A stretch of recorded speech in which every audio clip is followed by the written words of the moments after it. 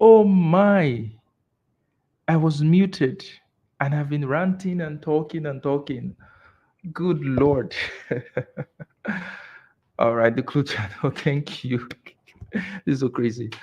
Anyway, guys, welcome back to Critical African Thinkers. As you know, this is a place where we examine ourselves under the microscope of logic to ascertain what is most factual and logically consistent, right? So, today's topic, we're going to be talking about why is North Korea poor and why is South Korea rich, right? And the obvious answer is capitalism, right?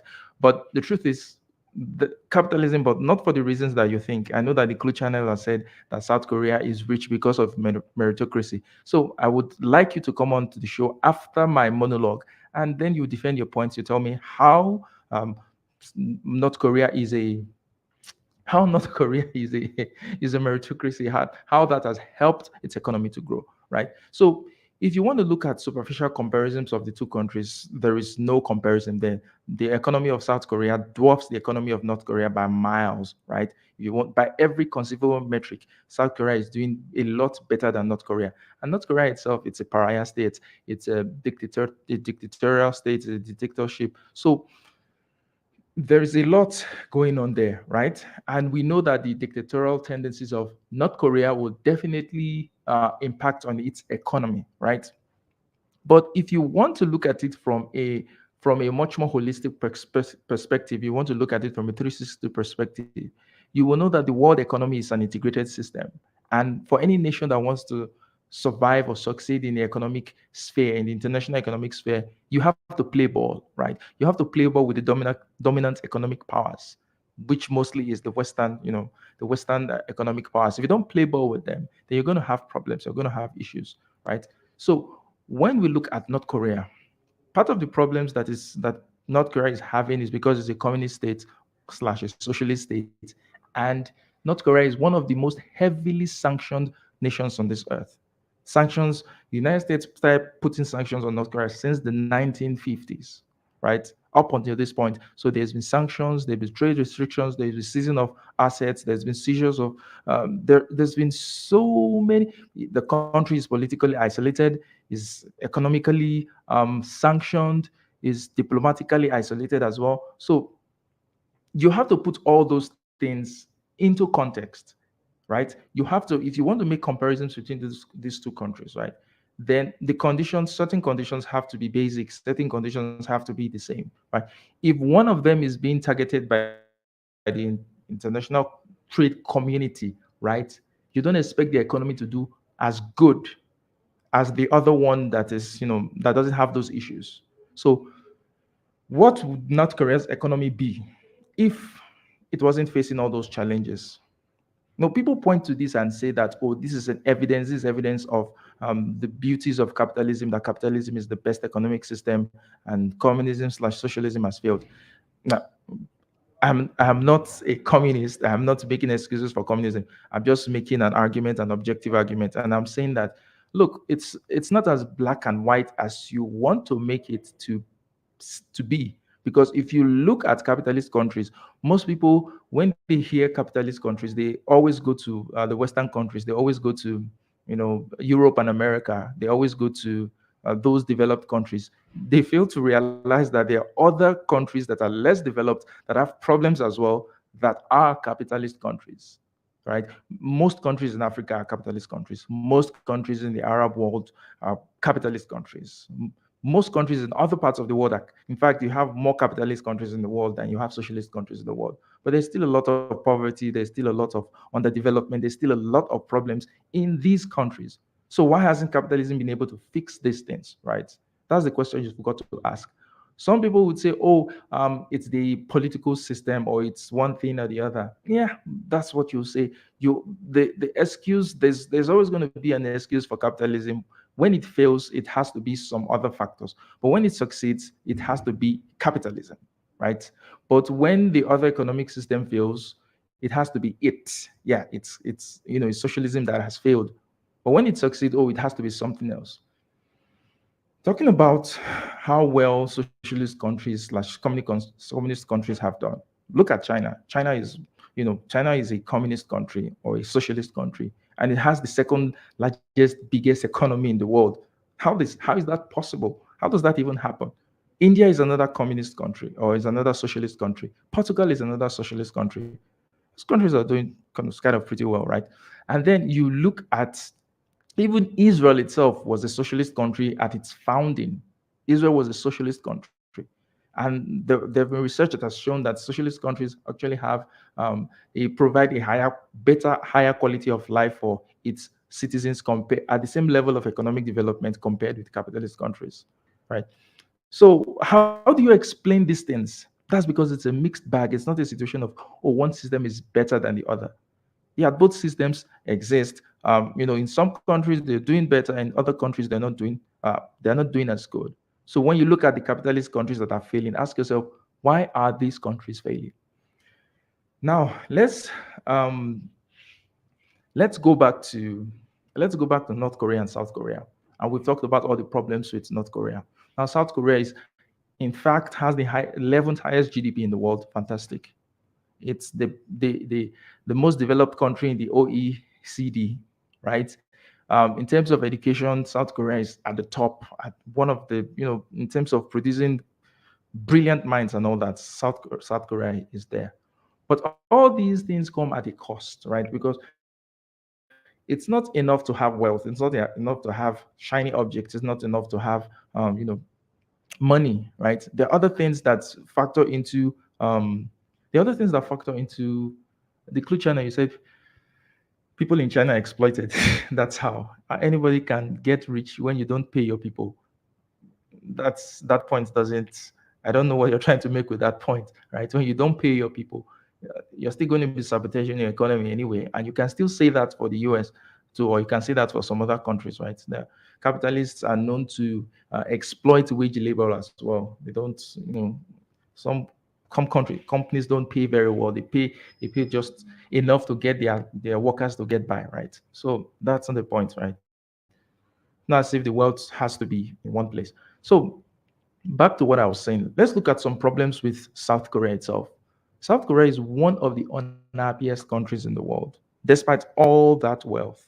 And part of the reasons for that unhappiness is the economy itself. The way the South Korean economy was structured when it took off was that the government, instead of supporting small businesses, decided to support a few family-owned businesses, right? Give them tax breaks, give them tax exemptions, give them, certain privileges, bail them out. So the economy was built on these family-owned industries, and some of their names are very popular. Samsung, which controls about 20% of the GDP of South Korea itself. Those were companies that were propped up by the government. Those were companies that were helped by the government. But these companies have gotten so smart that they have found a way to remain profitable without, necessarily hiring people. So despite the fact that these companies, they call them chaebols, these companies are responsible for they have a very high percentage of contribution to the GDP. Their percentage of employment to the percentage of the workforce that's employed by these companies is so low, so low. Another issue with South Korea is that it has one of the highest suicide rates in the world. It has the fourth, in fact, it has the fourth highest suicide rate in the world, in which there are 28 deaths by 100,000 people. That's not a good record, right? So these are some of the problems in terms of jobs. People work long hours. People work on weekends. It's one of the places where people don't have a work-life balance, right? You have to be working all the time, and interestingly, productivity is not as good as it should be. The productivity in that, so it's all a facade of trying to be active. It's a facade of trying to be out there, to be seen, to be doing something, rather than being actually doing the job. It's just a show, just like you have in Japan, where people it's seen as a virtue when people fall asleep, maybe on routes to work or during work and all that. Is seen like a virtue, because it's not actually about being productive. It's just the impression of being productive, impression of doing something, right? And a system like that would stagnate over time, right? So this economic miracle may actually be its undoing on the long run. So I'm saying all this to say that when you look at economic systems and you say, oh, the reason why system has failed is because, oh, this one is obviously better than the other one. If South Korea was not targeted with economic sanctions, if it was not isolated diplomatically, then it probably would have been somewhere similar with South Korea at this point in time. Just as China is, it's insane how powerful China is economically. It's insane. And that was the same way the Soviet Union was. The Soviet Union was within the span of a few decades rose from an underdeveloped backwater country to almost rival the United States, and possibly would have suppressed the United States if the Soviet Union had not broken up. It's a real possibility, just as China now is trying to overtake the United States economically. So much for, capitalism is the best system handed over by God and all that, right? So I'll just put the link if anyone wants to call in and have a conversation on this topic. That would be good. That would be good. So back to the point that I'm making, right? What's the difference between capitalism and socialism? What's the difference between capitalism and communism? If you take a country like Cuba, Cuba has a fantastic health system, despite being a socialist country. Has a fantastic health. I think it even has a better healthcare system than the US, if I would say. So why hasn't capitalism solved the problem of, the narrative is always that the free markets will take care of it, the free market, but the free market doesn't do shit. The free market is only interested in profit. If the free market can get profit without development, without employing people, without creativity, I am telling you that the free market will do that. The free market doesn't care about any of those things. The free market only cares about profit. That's literally why the free market exists, right? And the free market is not Hey free Charles, as hold on. Let me come back in. My earbuds aren't working. okay. So the free market is not even as free as people are making it out to be because it's propped up by government. You cannot separate the economic system from the underlying political structure, right? So there are places where the government, the of quote unquote the free market, but that is fundamentally anti-capitalist, right? Because the free market is supposed to, go on its own. It should succeed or fail based on the demand and supply, not some artificially manufactured propping up. And then you have things like, oh, bank bailouts. Those banks were supposed to they were supposed to go under, right? Under a purely capitalist system, those banks are supposed to go under, right? But no, when those banks are failing, what happens? The government comes in and bails them out.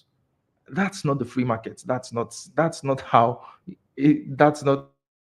that's literally not how capitalism itself is supposed to work. And some people think that capitalism is just restricted to the free exchange of goods and services. No, that's one aspect of it. There are so many other aspects to what capitalism is. And there's so many other dirty side to it, to ensure that trade continues, to ensure that certain trade interests are protected in certain parts of the world, certain predatory trade practices. All these things exist under a capitalist system. And to say that these things exist is not to say that capitalism is useless. No, it's to say that there's a problem that needs to be fixed. But some people like to put their heads under the sand and pretend that, oh, there's no problem here. This is the great system. This is the greatest system.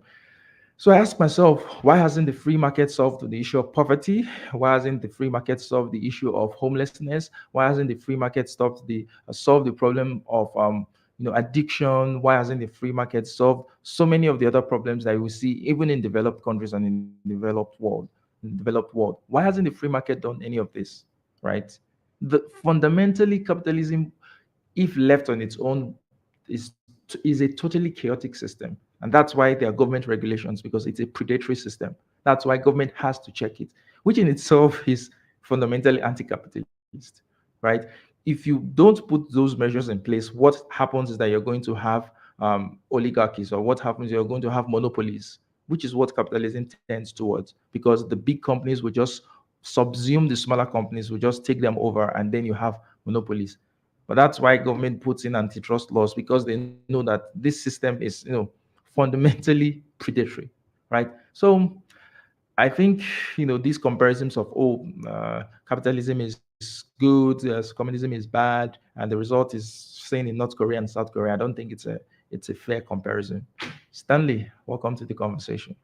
How you doing? Hey, Charles. Pretty Yeah. good. I was prepared to fuss, but I think I agree with your last, broad statement. Um, so, sorry, just not gonna fuss. What's happening that we're not Um, fussing these no, days? nothing is perfect. Um, I don't know. I think that you know the free market is a fallacy. The only way a truly well free markets don't exist. America might be the closest. It might not be, um, but it's a utopian idea, and there's nothing wrong with that. Mm, You get as close as you can to perfection, but anytime you inject humans into a governmental system, and there's no way you cannot, mm, um, I think I think the real problem is people will say something like in America, we need someone who knows or who has run a business. Um, mm, no, you need someone who is smart, who might be good at running a business, but knows mm, that your government is not a business. It's not so much the government or the system or the economy, it's the people who are running it. And I mm, personally think that, and I'm just going to sound like an egghead here, but America's problem is we will elect people that we want to hear say good stuff. We're not smart people don't want to be president of the United States. mm. So So, um, the difference between and there are fundamental differences between, say, communism, socialism, all that stuff, but that's in a book to read. Um, mm, they're all tools of economics or government, and sometimes true. combined, so that China uses capitalist uh, principles or a system to make it rich. That's really not a contradiction in terms. You use the tool that is best suited to the goal. If you're going to build a house, you need more than a screwdriver to do it. Mm, So true. you're never going to get pure communism. You're never going to get pure socialism. You're never going to get pure capitalism. What you need is a system that a country and the citizens agree on. America likes capitalism. There's nothing wrong with that. It's Yeah. how you use capitalism to tackle obvious problems. That is North Korea. I would argue North Korea isn't a communist state. It's a straight up dictatorship Mm, that that that and I haven't done a lot of reading on North Korea, but it doesn't strike me as communist. There's one dude. There's a pudgy dude and a good looking sister, last I heard, that are running the country. That's not communism. yeah, but they do have a planned economy, right? They At least do? they used to have a Soviet style planned economy. Yeah, every 5 years they have Used a to. planned economy of 5 years. Yeah. Dude, So China there's doesn't been even like them that much. Yeah, yeah. Even China, China is one of the sort of the countries that are kind of keeping North Korea afloat, but they still don't really like them that much or get along that very well. Well, So I think I see your point. China figured out how to be communist or communist light mm, with with a flavor of capitalism. Those are yep, smart, China. I can't say the same of Korea. true, true. So So the idea of these, these economic systems they have features of one another, right? They have features. Capitalism will take some principles or some features of socialism, and vice versa, right? They would evolve over time to kind of take features of one another. That's a fine. That's an okay thing, right? The idea that, why I have issues with a certain narrative. The certain narrative is that, oh, communism uh, is a terrible economic system. It leads to poverty, it leads to impoverishment, it leads to dictatorship, well, it it leads does. to, It's not well, an does it? untrue. Well, hold on. It is not untrue, but that doesn't necessarily mean it's communism is not the right tool to grow an economy. China But is the perfect example of that. no, the They Soviet use Union, the Soviet capitalism. Union, the Soviet Union had a bigger growth rate in economy, in the economic activities in the, I think in the 50s or so, bigger than any other capitalist country in the world at the height of Yeah, the back Soviet Union. the 50s was literally decades ago. Yeah, but it was a planned economy and they were doing very well. Right, but listen, the background was every country that was on the winning side of World War II did well for a short time. So they were riding a wave. What happened in the 60s, then 70s, then 80s?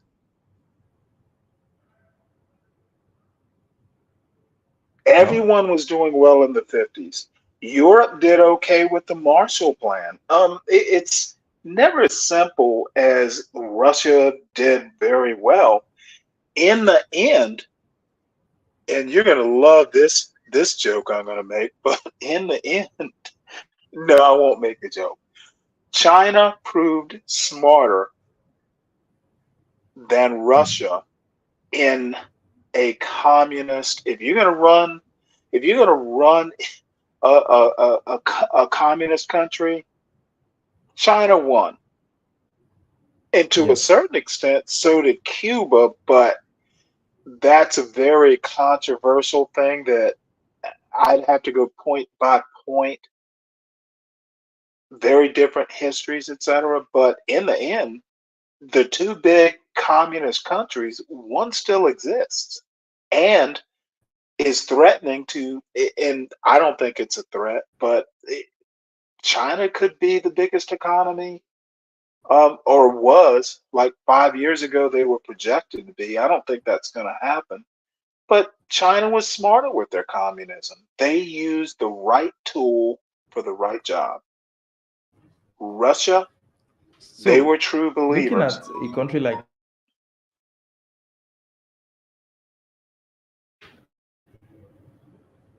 Anan, Oh, yes, yes, I'm listening to you. You were saying something and you stopped. yeah, I caught off. So what was I saying? I was talking about, okay, if you look at, I was going to ask Stanley, where does things like sanctions, what does the effect of things like economic sanctions come into how well our economic system performs? Looking at the case of North Korea, which has been heavily sanctioned since the 1950s, politically and diplomatically isolated. Do you think that that has any effect on how well it has performed, in comparison to its Absolutely. If um, you're cut off from sources of trade, yeah, you're not going to do well. Well, I don't think North Korea was that heavily sanctioned in the early period of time. It of course traded with the entire Soviet bloc and all the neutral countries, right? There was a non-aligned movement; they all traded with North Korea, so I don't think it was sanctioned. The North Korea was sanctioned from the 1950s. No, but what that means is it was more difficult to do trade with certain countries like the United States, but there are other countries you could do business with. You could do business with Yes. Indonesia, with India, with, well, I mean, just most Asian countries you could do business with. And you could do business with African countries, Latin American countries, and so on. I don't think it was that heavily sanctioned. And Well, I think the point was North Korea, those weren't major economies. If North Korea wasn't dealing with like world leading economies, and I don't think Indonesia was in the 1950s. yeah, so let me ask you this, Charles. South Korea was roughly at the level per capita of sub-Saharan Africa in 1953. How do you think South Korea today? South Korea is richer than the UK per capita. How do you think South Korea did that, in your opinion? Well, it was a very deliberate effort. It was a very deliberate system, right? What the South Koreans did was that they I businesses, think right? there's So a instead of sound supporting small problem on your businesses, side, Charles. Okay, just keep speaking. can you hear me now? Is it better? Yes, we can hear you Is better. it better? Okay. Yes, So what Yes. what South Korea did was that they focused on a few family-owned businesses, right? Instead of supporting small businesses, they focused on a few family-owned businesses that they gave subsidies to, tax exemptions, and so many bailouts and all that. And they built those companies like Samsung, right? And then the next thing they did was they focused on education, right? They had to educate their people to be highly technical, right? And so they were able to fit into this highly technical fields, technologically driven fields. That was basically how they were able to build their economy. Yes, so I'm not denying that. No, you're missing a big part of their culture. Their culture allowed it. Well, the same culture, the North Koreans have the same The culture. They are literally the same people. right, but not the same sanctions, etc.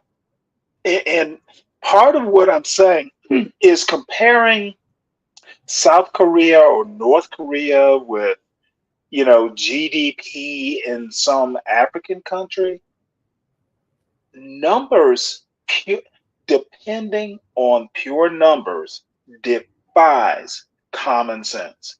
If you're going to live your life ruled on GDP and statistics and all this stuff, you will wind up being North Korea. Mm. So Anand, I have a question for you, right? South Korean is obviously a very successful nation, and the miracles and all that. So, how do you explain the problems of young people struggling to find work these days? How do you explain the problems of high suicide rates, the fourth highest suicide rate in the world? How do you explain the long working hours? South Koreans are amongst the fact they are the country with the longest working hours in the world, right?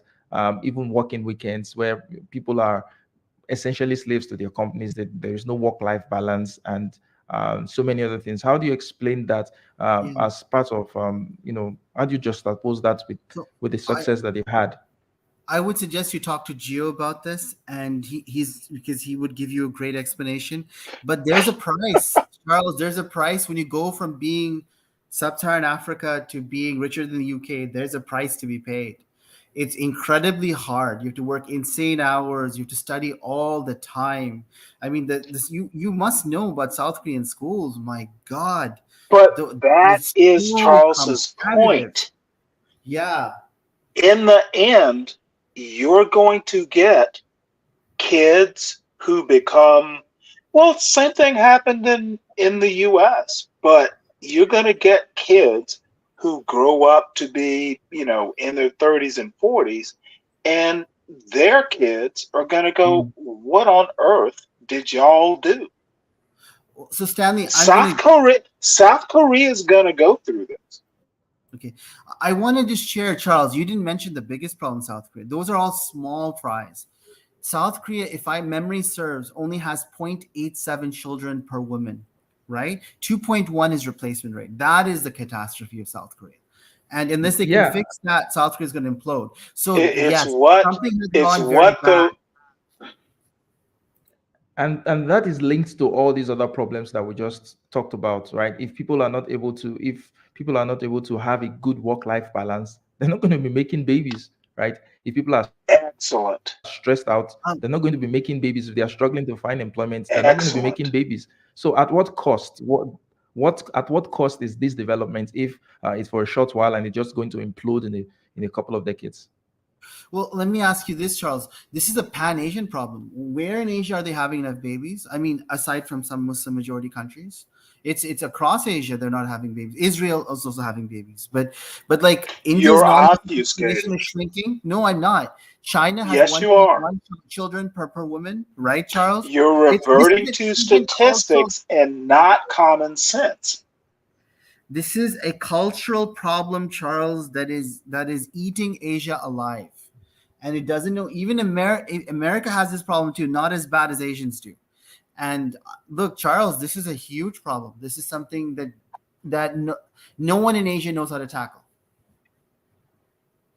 And Charles, why do you think this happened? Yeah. in the end, this catastrophe is going to result in what? Because essentially, A you know, rapid aging you've population. asked the question, why can't African Americans be more like Asians? Because we don't want to end up like a coming catastrophe in Asia. Exactly. Yeah, yeah. So this is the cultural problem, Charles, and there might be some deep pan-Asian cultural issues that But the thing is, modernity has Anna, you affected. have to Go know ahead. that this problem is sort of, it's not the whole of Asia, right? If you look at other countries, Pakistan, Iran, and some other countries, Yeah, I they might not said, have but this those are similar different. problem. It's Well, actually, Iran is, but Pakistan is not. But Pakistan has some special. See, Pakistan is today is very different from Pakistan in '47. It's much less Asian. It's much more influenced by the Arab world, right? So that's an exception. But look at Indian yeah, the Muslims. Arab Indian world Muslims is have the Asian same as problem. well. No, but Well, what I'm saying is they're Oriental. Asian culture, not anymore. They used to be, but they've lost it, right? Because of a foreign cultural diffusion that has come in. But in general, like it is a pan-Asian problem. Indonesia has the problem, Malaysia has the problem, Vietnam does, Cambodia, Laos, Thailand, India, like Bangladesh has the problem. Charles, where this is a pan-Asian problem. So I'm going to have to check all that anyway. But the way I know, the way I see it, when I look at countries that have this problem, I think highly developed We can't hear you again. nations. Hello. Charles, so Asians have this. No, no, that's wrong, Charles. Latin America has this problem. Asia has this problem. The only places in the world that are having children right now are parts of sub-Saharan Africa and parts of the very conservative Sunni world, specifically Shiite are having countries kids either. Yeah, countries and that are Sufis are not economically developed, correct? wrong. I mean, I would not. But then, why is India having this problem? Name me um is Bangladesh is having India this problem. whoa. India is a very developed country? Okay, I'm not following you, No, Charles. please prove this. No, no. So Stanley, you're saying that undeveloped countries aren't having children, correct? Less developed, second and third world, to use old-fashioned Are terminology, not having yes, children, right? Are not having children. are having children. It's the developed economies that are not, that So are let me ask having you this: declining birth rates. then what's happening in Latin America? What's happening in Mexico? What's happening Name across me, Latin? name me a developed economy, a first world economy in Asia. I'm sorry, in South America. But they're not having children. Okay, that None of them wasn't are. my question. Stan, Charles, you understand what he's saying? So I think Stanley, I think declining birth rates are a first world problem. I don't agree. Okay, that which developed country in Latin America economies. has children? Which country in Latin America has children? I just named go across Asia, and then which non-Muslim population in Asia is having children? You know what? I'm sorry, I got my argument backwards. Um, non first world countries are increasing population. First Okay, world countries are not. so let me China ask you. might Hold be on, an exception.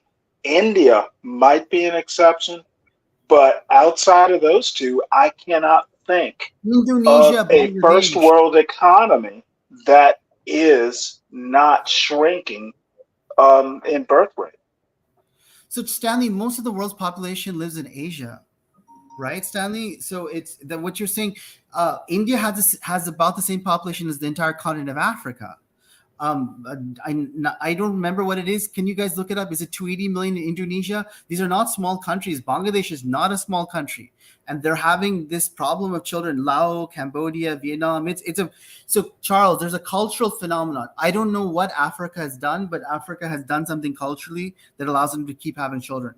But let me see. So let me ask this question then, Charles. So in 1994, the country of Rwanda used to have two-thirds the per capita income of Burundi, their neighbors, about the same population, very similar ethnic makeup. Now Rwanda is projected to have about 5 times the per capita income of Burundi by 2030. Rwanda is the fastest growing economy in Africa. It's the Are economic we miracle. talking We're talking. economics or birth No, rate now? I'm asking Charles a question. Do you expect that Rwanda's birth rate will collapse as they grow fast in the next few years? It's possible. Rwanda's birth rate is currently at 3.7 or 3 point, yeah, 3.7. Um, Oddly and enough, an yeah, odd so question. It's a it's a long-term problem. Birth rates don't drop just because a country becomes successful. Come on, dude, look at your statistics.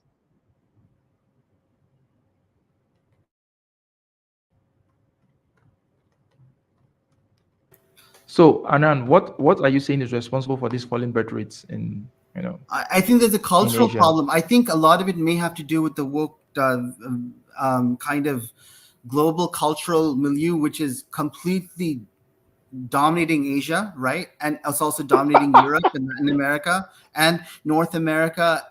Like it is very So so Charles, for some reason, which I don't fully understand, Africa is less vulnerable to everywhere else in the world. And I'm not sure and also parts of the Muslim world are less vulnerable to it, right? Except, well, actually, they're being affected, but in a different way. So maybe that's one of the reasons. I'm not sure. Why do you think Africans are still having children and like nobody else is, other than some very conservative Sunni countries? I Even have a Shiite critique of Christians that are having. argument.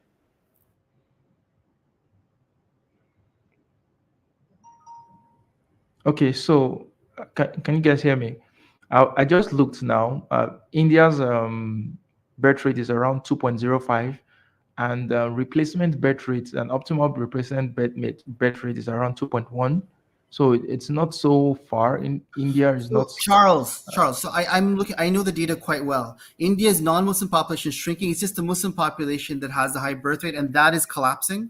So India's whole birth rate is going to collapse. I think it's going to be below And the 1.8 within Muslim 2 or 3 years, or population 5 years. is less economically well off No, as that's the not true. Hindu Not in India. population, correct? No, they're about the same. Muslim, non-Muslim is about the same in India. In India, the Oh, non-Muslim is about I 1.9 see. or less than 1.9 now, but I think it'll be below 1.7 within 5 years at the current trends, Charles. Just the statistical anomaly you're seeing. You're seeing a sharp drop in births in India. And okay, so there's a law in India. So there's Sharia law. Are you familiar with that, Charles? Yep.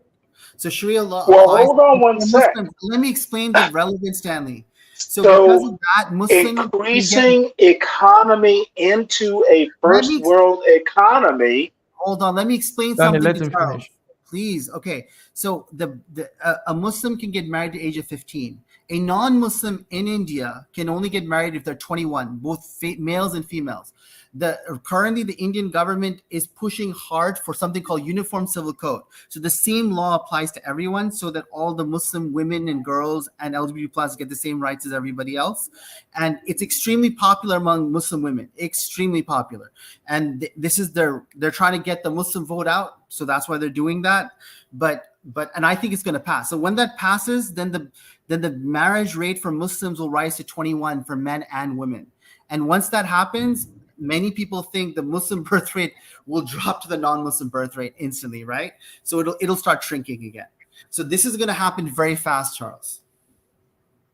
Okay, so we moved from some of the other issues such as long working hours, high suicide rates, unhappiness to we moved to birth rate, right? So we can all agree that that birth rate is a problem. How do you address the other issues that I just raised about the suicides I and don't think a dropping birth rate is a problem, frankly.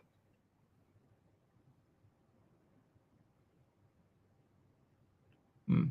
So Anand, you want to take a shot Yeah, at yeah, that I question? can respond to that then. So there's a price to pay for growing extremely fast. The Asian economic miracle has come at a heavy price, right? But that has to be paid. So, for example, you're familiar with the British Prime Minister. His wife's father is, I believe, Is his name Narasimha Murthy? I don't remember his name right now. He's the founder of Infosys. He went from being a middle class guy to be worth about $5 billion right now. And he just recently said that every Indian person should work 70 hours a week until India becomes successful, right? And in India, that kind of talk is popular, but the woke crowd is just ripping him apart, saying that that's immoral and all that. But literally, I think that is Asian culture, right, Charles? To work insane hours, to academically do extremely well, to Charles, there's no way around that. There is a pan Asian culture emphasizes perfection and excellence, and to a degree that is unimaginable, right? In all things, the goal is to become perfect in everything. So I don't know if there's any way around that, Charles. I now once they become rich, you're seeing it in Hong Kong and Singapore. Singapore's the richest country in the world. You're seeing this diminish gradually, right? And so it'll diminish. I think in time it'll diminish. The American woke culture will make sure that problem goes away. Oh, saved by the Wokies. An unlikely hero, right? Maybe not the hero we want, but the hero we need. Anyway, I think that there's always a price for everything, and you ask yourself, is that price worth paying, right? You know, I was thinking, but there was one day I made a post on Twitter. I was going through some posts. I saw Japanese people with their um, technological advancements. They were just showing different ingenious things and ingenuity. And then I saw African people or black people, and I saw them dancing, and I was like, Africans, is this what you're going to be contributing to the world? Dancing? And then just immediately as I said that, something struck me. I was like, well, are they really, is it that really bad? I mean, if the Japanese I'm talking about, their society is almost going to collapse because of the insane long hours, if of the low birth rates and so many other things, the suicides and all that, then is that something worth emulating? Is that something worth striving for? Maybe the Africans have actually got it right to try to be happy. Maybe they maybe they've got it right by trying to find joy in the life, find things that make people happy, rather than just being bots in an economic system, rather than just being cogs in an economic system that just want to produce, consume and profit. That was what came to my mind.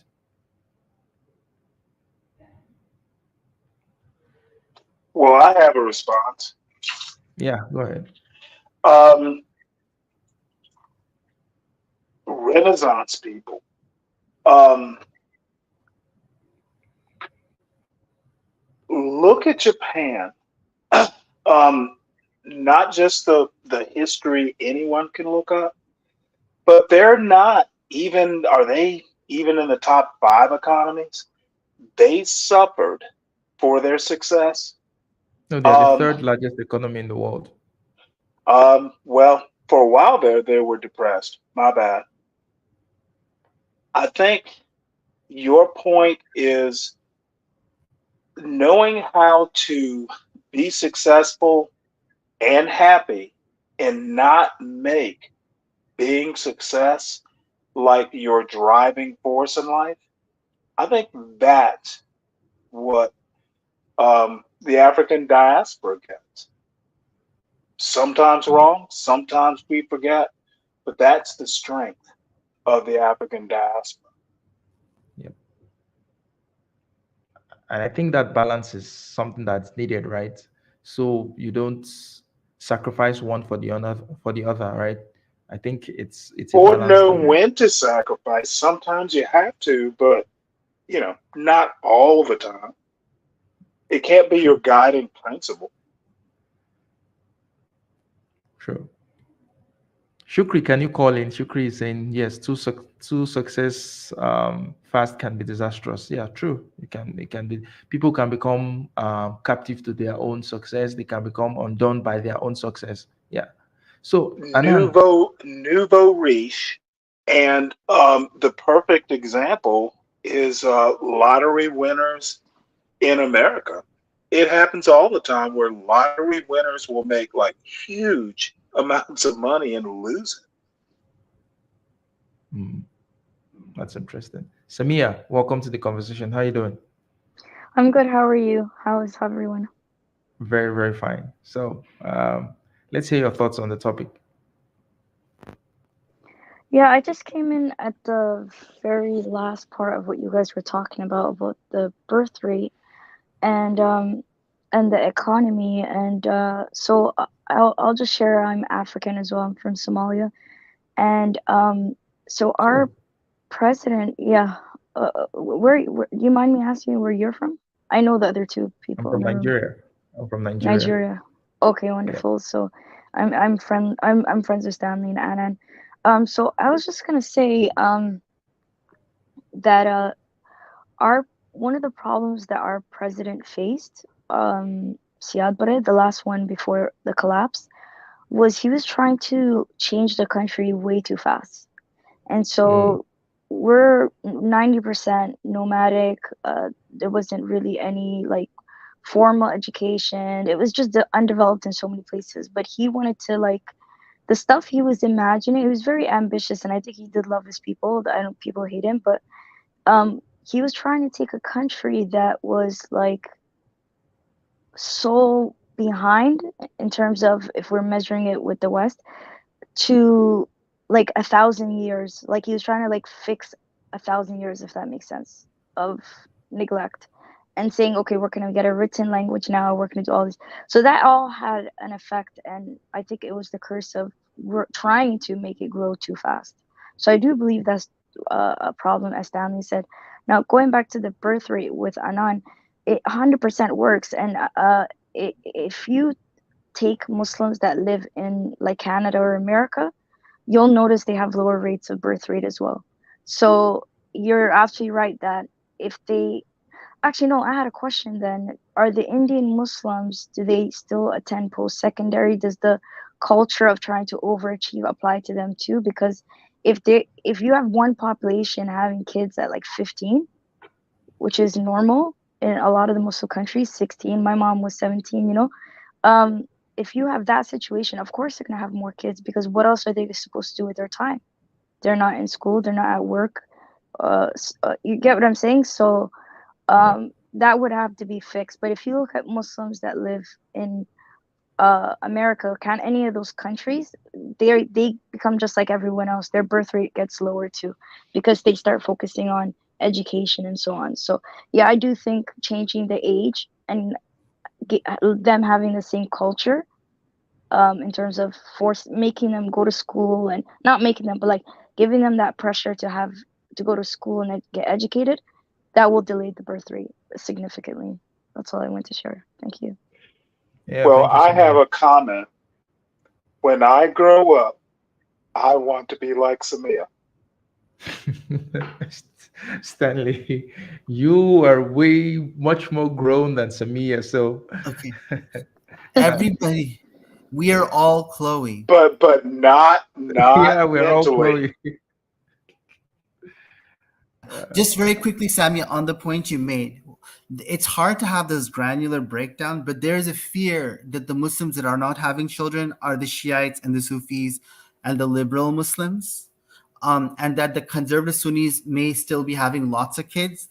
It's hard to prove that that's the case, but if that is the case, that is very worrying because that's bad for the composition of Muslims going forward. You I know. are literally using granularity, and I'm not absolutely sure you know what you're doing. You cannot use granularity in her point. It makes no sense. She made a general point, Muslims, and now you want to go granular? So, That's Sorry, Charles, what do you annoying. mean? What's granule? Sorry, like what do you mean by that? breaking it down by parts into detail. Oh, I see. Charles, I also wonder if that's happening in Nigeria, where the northern, very conservative Hausa Fulani Sunnis are having more children, and the Shiites and the Muslims in the west and the south, which are more liberal, are having less.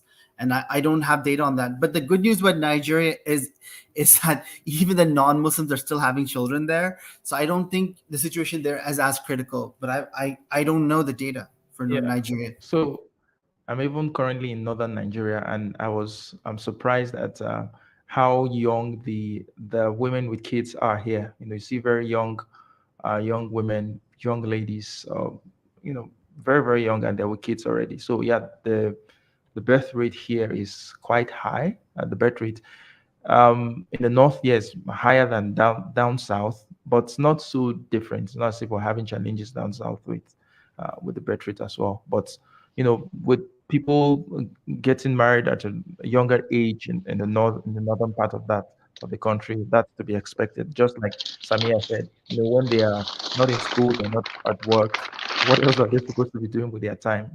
Pumping out babies, and the fact that the men marry multiple wives, and you just have things like that happening. Yeah. Let's not put it so crudely. Discovering the beauties of life and procreation. Well, but you see, there's also a challenge with that, right? Especially when they are not, the economic resources are not there to take care of the kids. And so they become sort of a burden on society in terms of, Mm. maybe criminality, in terms of, But some of those. let me, when you're done, let me make a point about that. Um, Mm.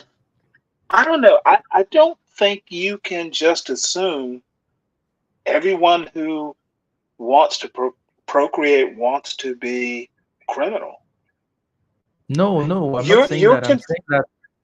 I'm saying that okay. at I times got it. those people who procreate that much don't even have the financial resources to take care of these kids properly. So then the issues of crime and so many other things comes in because they're still Well, going let to me have to ask you a fend. question. Um, so essentially, they are wanting benefits that the government can't provide or their families. No, really, not they're not like a burden on the government per se, right? Mhm. It's just that you find a situation where there are um, so many people without sort of formal education, right? And with the extremism in the north, it's with ignorance and lack of education, Well, it's easy to I have to confuse go them back. If into. you have a bunch of children in the North, you can't raise them because of economics. Is there support in the North for people who get out over their skis?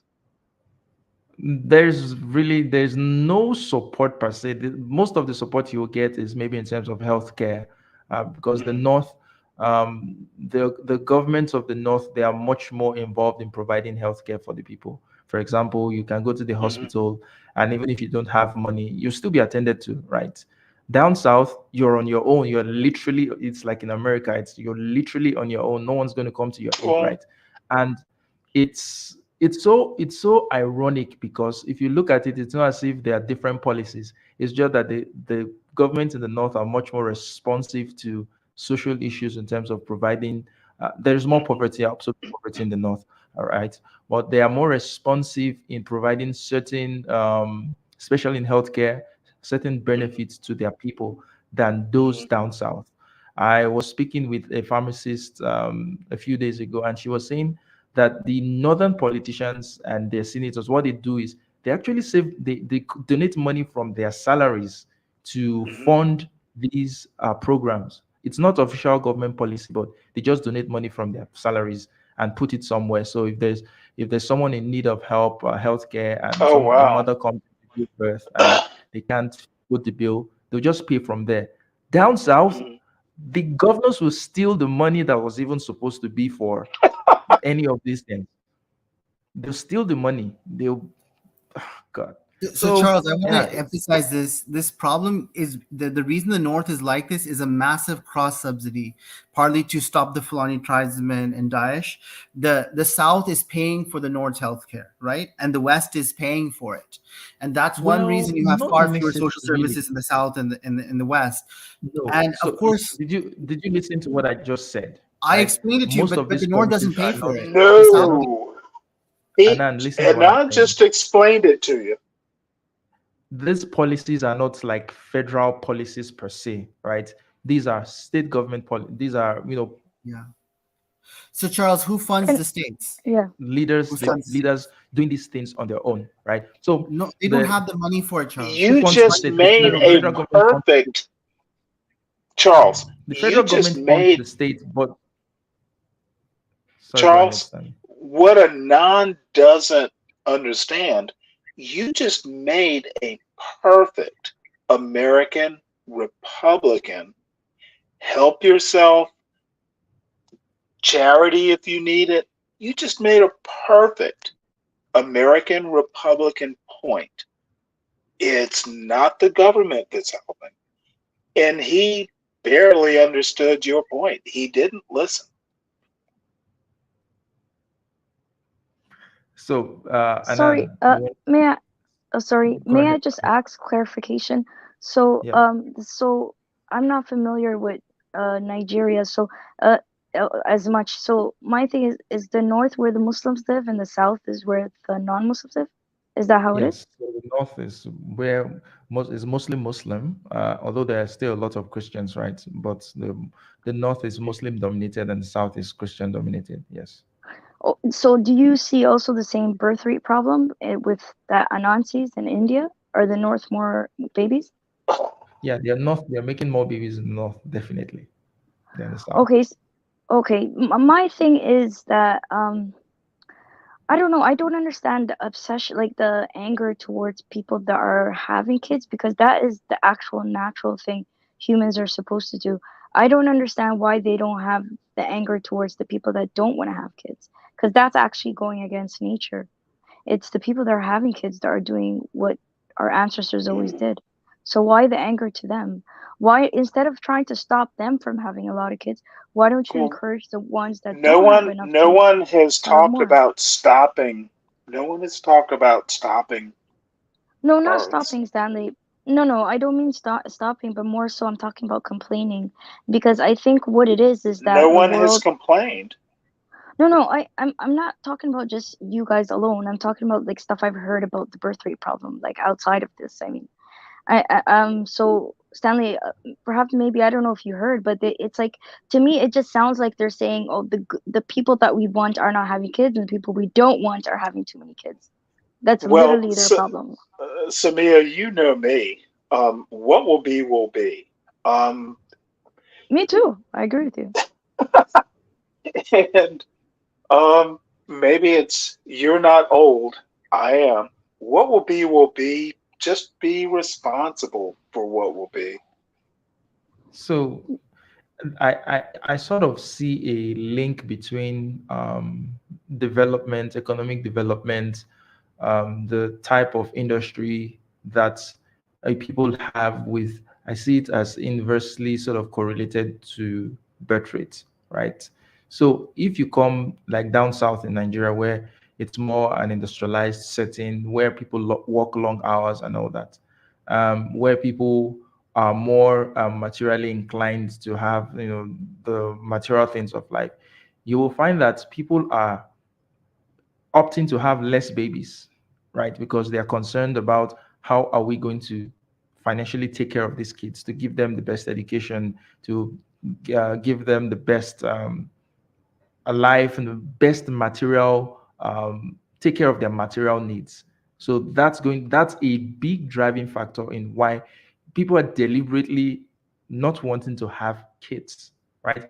But those that are not so concerned about the material conditions, they have no such restrictions. They they give birth, they procreate a lot, and they just feel like Stanley says, what will be will be. Yeah. So But I So kind of what will be, and you make great points, Charles. What is um you need to make money to send your kid to the best private school or an adequate private school that you can supplement at home, because schools should not be depended upon to raise smart kids. Um, the material, what is materially beneficial for kids? That's up to the parent. And it's a cultural, it bumps up to culture. Having a car at 16 um, doesn't mean that your kid is going to be smarter. true. Parents are so important, is maybe my point. Culture is important. What is materially, kids need to pay more attention to the brains of their kids, the culture of their kids, how kids think. And um, America is leading that race to the bottom. Yeah. So Samia, I saw your question about mortality. Yeah. So there's also a high child mortality in those areas too, where you have high birth rates as well. So there's high child mortality in those areas too. So for me, in terms of this population, population collapse or what have you, people say, oh, the population is going to collapse, Japan is going to be in problem. uh, I don't know if I don't know if that's really going to be accurate in a sense, because I think that human societies have a way of just adapting. So maybe we're going to adapt to a system where that will take into consideration lesser people or older people, right? Although we definitely need younger people to be productive and to generate the wealth to take care of older people. But I don't think the population collapse thing it's that much of a tragedy as it's been made out to be. What do you guys think? I agree, and I would also say it's happened many times before. So there's been times where entire group of people were wiped out through a war or something, and then you had like what we had in the I think the baby boom years was just a reaction of that dip that already happened. So I think perhaps we'll have another baby boomer moment where there's just going to be a lot of kids, and it usually happens after war. Not without a war. Just exactly what I was thinking. So that's why I think the war has to play a role in that. Because without it, I don't think people are going to want to have kids. Oh, Oh there's no, we another option. Sorry, I want there's to ask another. you guys all. Yeah. Oh, sorry. Go ahead. And then you said there's another option, and then well, before you said, I'll just ask you a question. Then you can hear there was another option. Gaza has one of the highest birth rates in the world. Do you think part of that is because they're at war? And then just you could go say the other option. No. It's because they're not working and can't get work. They're one of the poorest areas on earth. Figure out the correlations. Precisely. The other option I was saying was the Germany is trying to pay women to have kids or families or whatever, and also paying for if you have an aging demographic, they could start paying for women to freeze their eggs, right? They could also, if they're gonna want to do career, they could also do the third one, which is Canada's doing, which is pay for IVF. I think I mentioned that one, and the freezing eggs. That's another one that would help. So older women would have kids another after they're done with their careers or after they're done building it, like in their late 30s. What's another option? Oh yeah, I just want to paint the picture so Anan understands. So a friend of mine was doing his research in the DAB, right? And everyone knows, like in Canada and America, like Somali girls get more education than the men. The men are not that motivated in Canada, right? Because of like them not feeling discriminated, not feeling they could get jobs anyway, so they're not motivated. But in Somalia, for example, in the camp, he noticed the men would always come to to school, and the girls like they would be responsible for cleaning the whole area, take care of the animals, like because it's like still camels, like they would clean the whole house, they would do, and then once they're done all their chores, then they would be able to walk to school. And so it put yourself in someone like that shoes, right?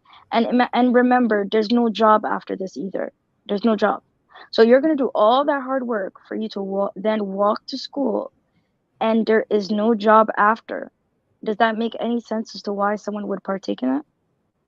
And then you wonder why they're not educated and they're not having kids, because when you bring them in a different environment, you're seeing the complete opposite. They're like, oh, okay, I have an opportunity to get education and I have an opportunity to make money, so I will do it. And that's why there's different results. But to tell people that to get education that literally that have no jobs is insanity, because you cannot separate education from work. I don't know why they always act like it's not everyone is a deep thinker that wants to learn without having even need to do so, right? There's people just like naturally like that, and then there's people that the education is just a job, so it's like, what's the point? There's no job.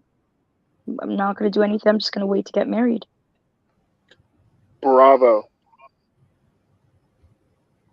Levi, welcome. Shout out to everyone on the panel.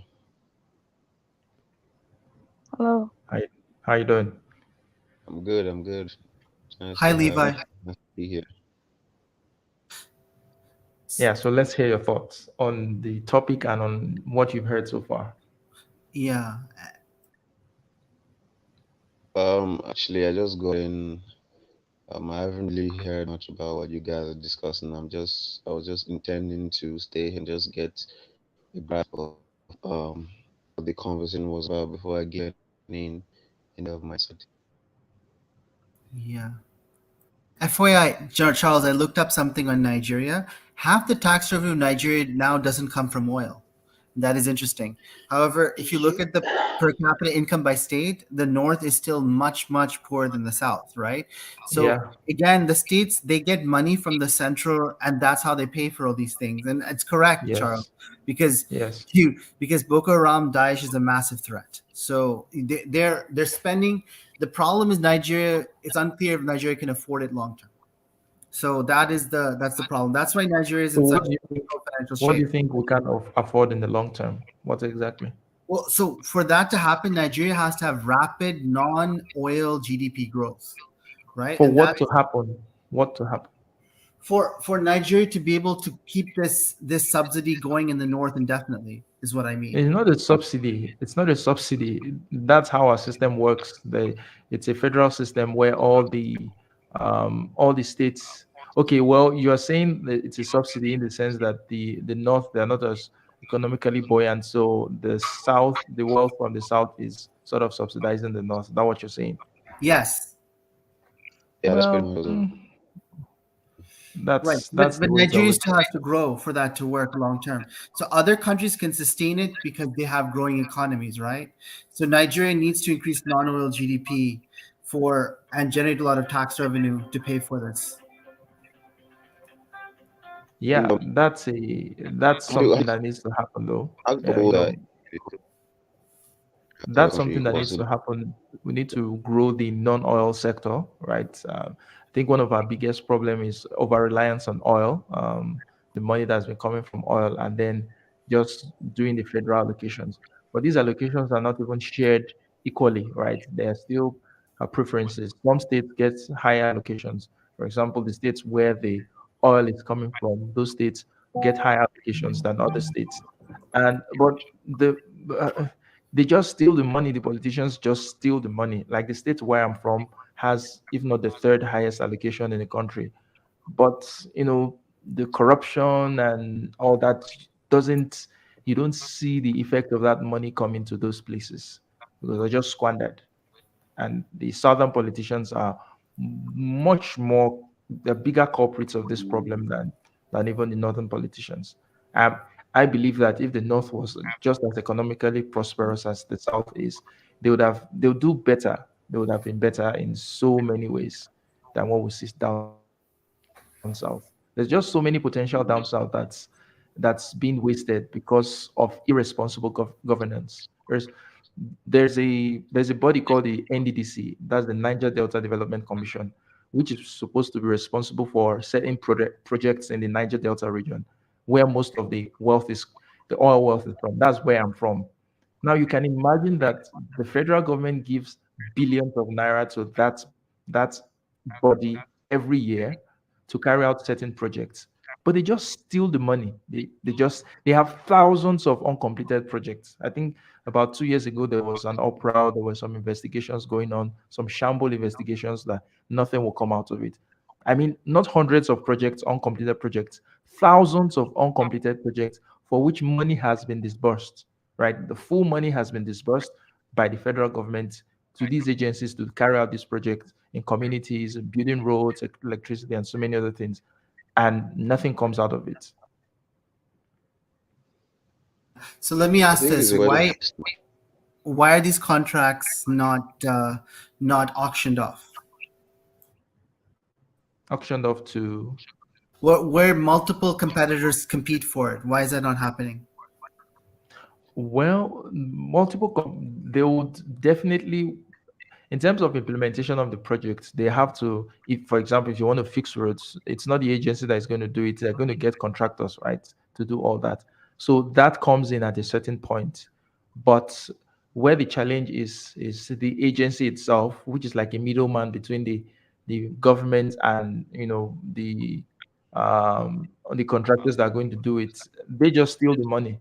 So either the full payment doesn't get to the contractors and they start the project and don't complete it, or they don't even start the project in the first place.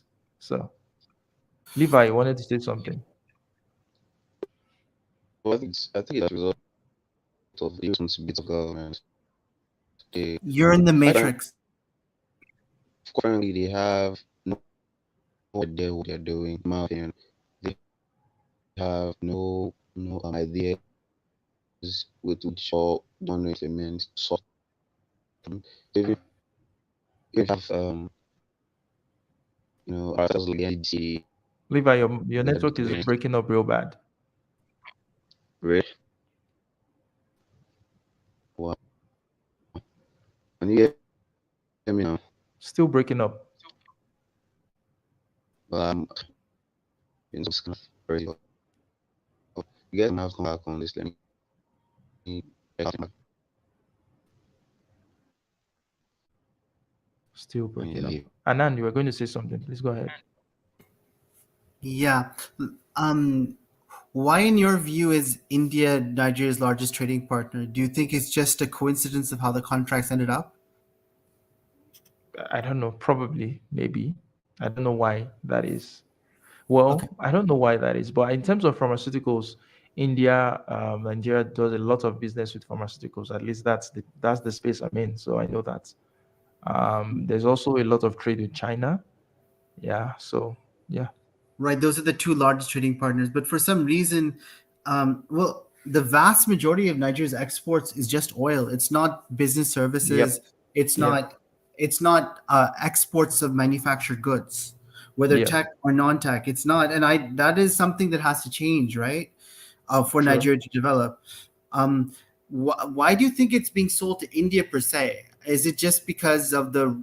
And I wonder which route do they go? Do they go south or they go north through the Suez Canal? Maybe they go south through South Africa. That's probably how they go to India. That's my guess. What do you think about the G20? I was very impressed by Tinubu, President Bola Tinubu's speech in India and during the G20. And he came away with $14 billion in additional Indian investments in Nigeria, including $1 billion to advance military equipment. What were your thoughts about that? I have no thoughts. I think they're going to steal the money anyway. So I hold no. I'm not optimistic about it. Right. That's what they do. Since he's coming, the naira has been on a free fall. It's all his policies so far have been disastrous. So I really don't. I'm not optimistic about his government. Not really. Well, so these is not gifts. These are investments, right? In producing goods and services and businesses in Nigeria. So if they don't pay off, then that's not good for Nigeria because then other foreigners won't invest in Nigeria going forward. Hmm. But I think Nigeria probably does need a lot of foreign investors just because Nigeria doesn't have a high savings rate and it needs to borrow its way in. But see, what you're not optimistic that Nigeria cannot just attract a lot of foreign direct investment and grow its way out? I'm not. I'm not. Huh. With the Awesome. trajectory that the government is going, I'm not. I have to see something tangible. I have to Okay. see some, real thing. The inflation is biting hard, right? They just removed fuel subsidy. We used to have fuel subsidy. Fuel subsidy was removed when it came in.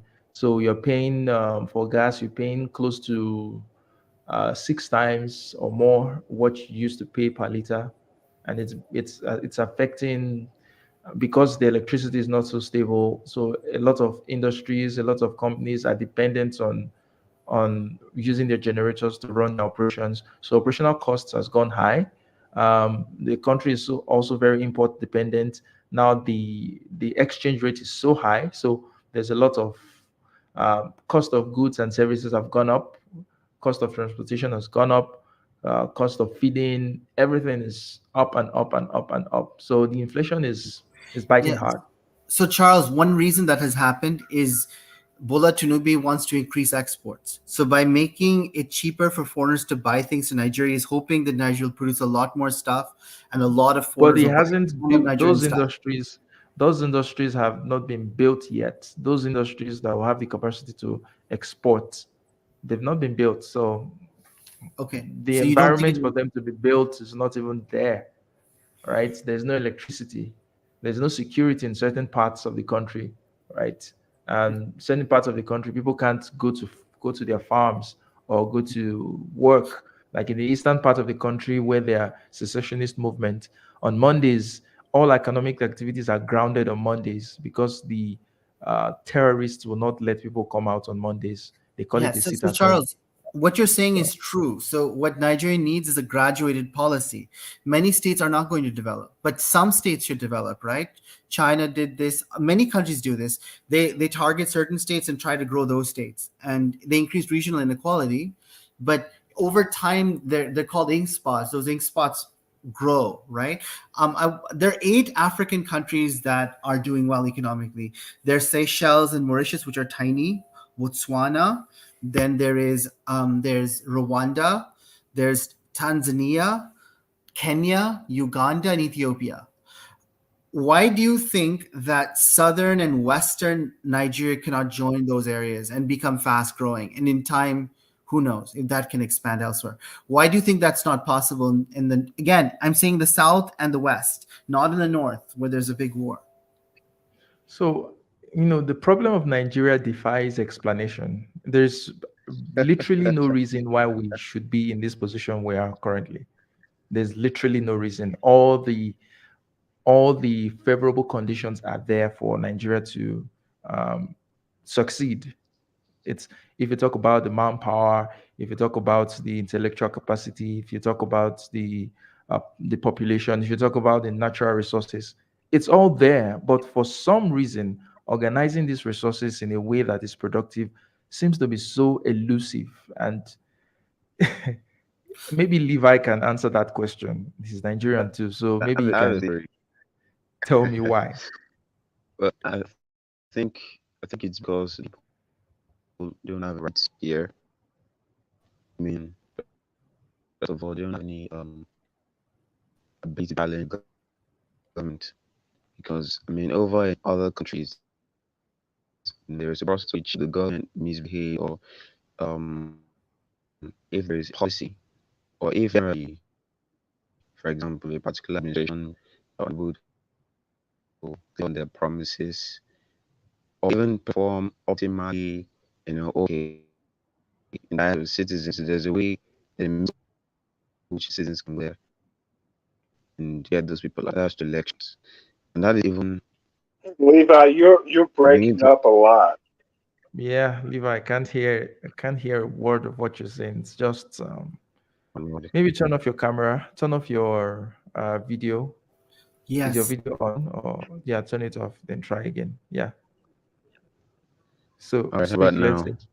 Yeah, we can much hear you. better. Yeah. Oh, okay.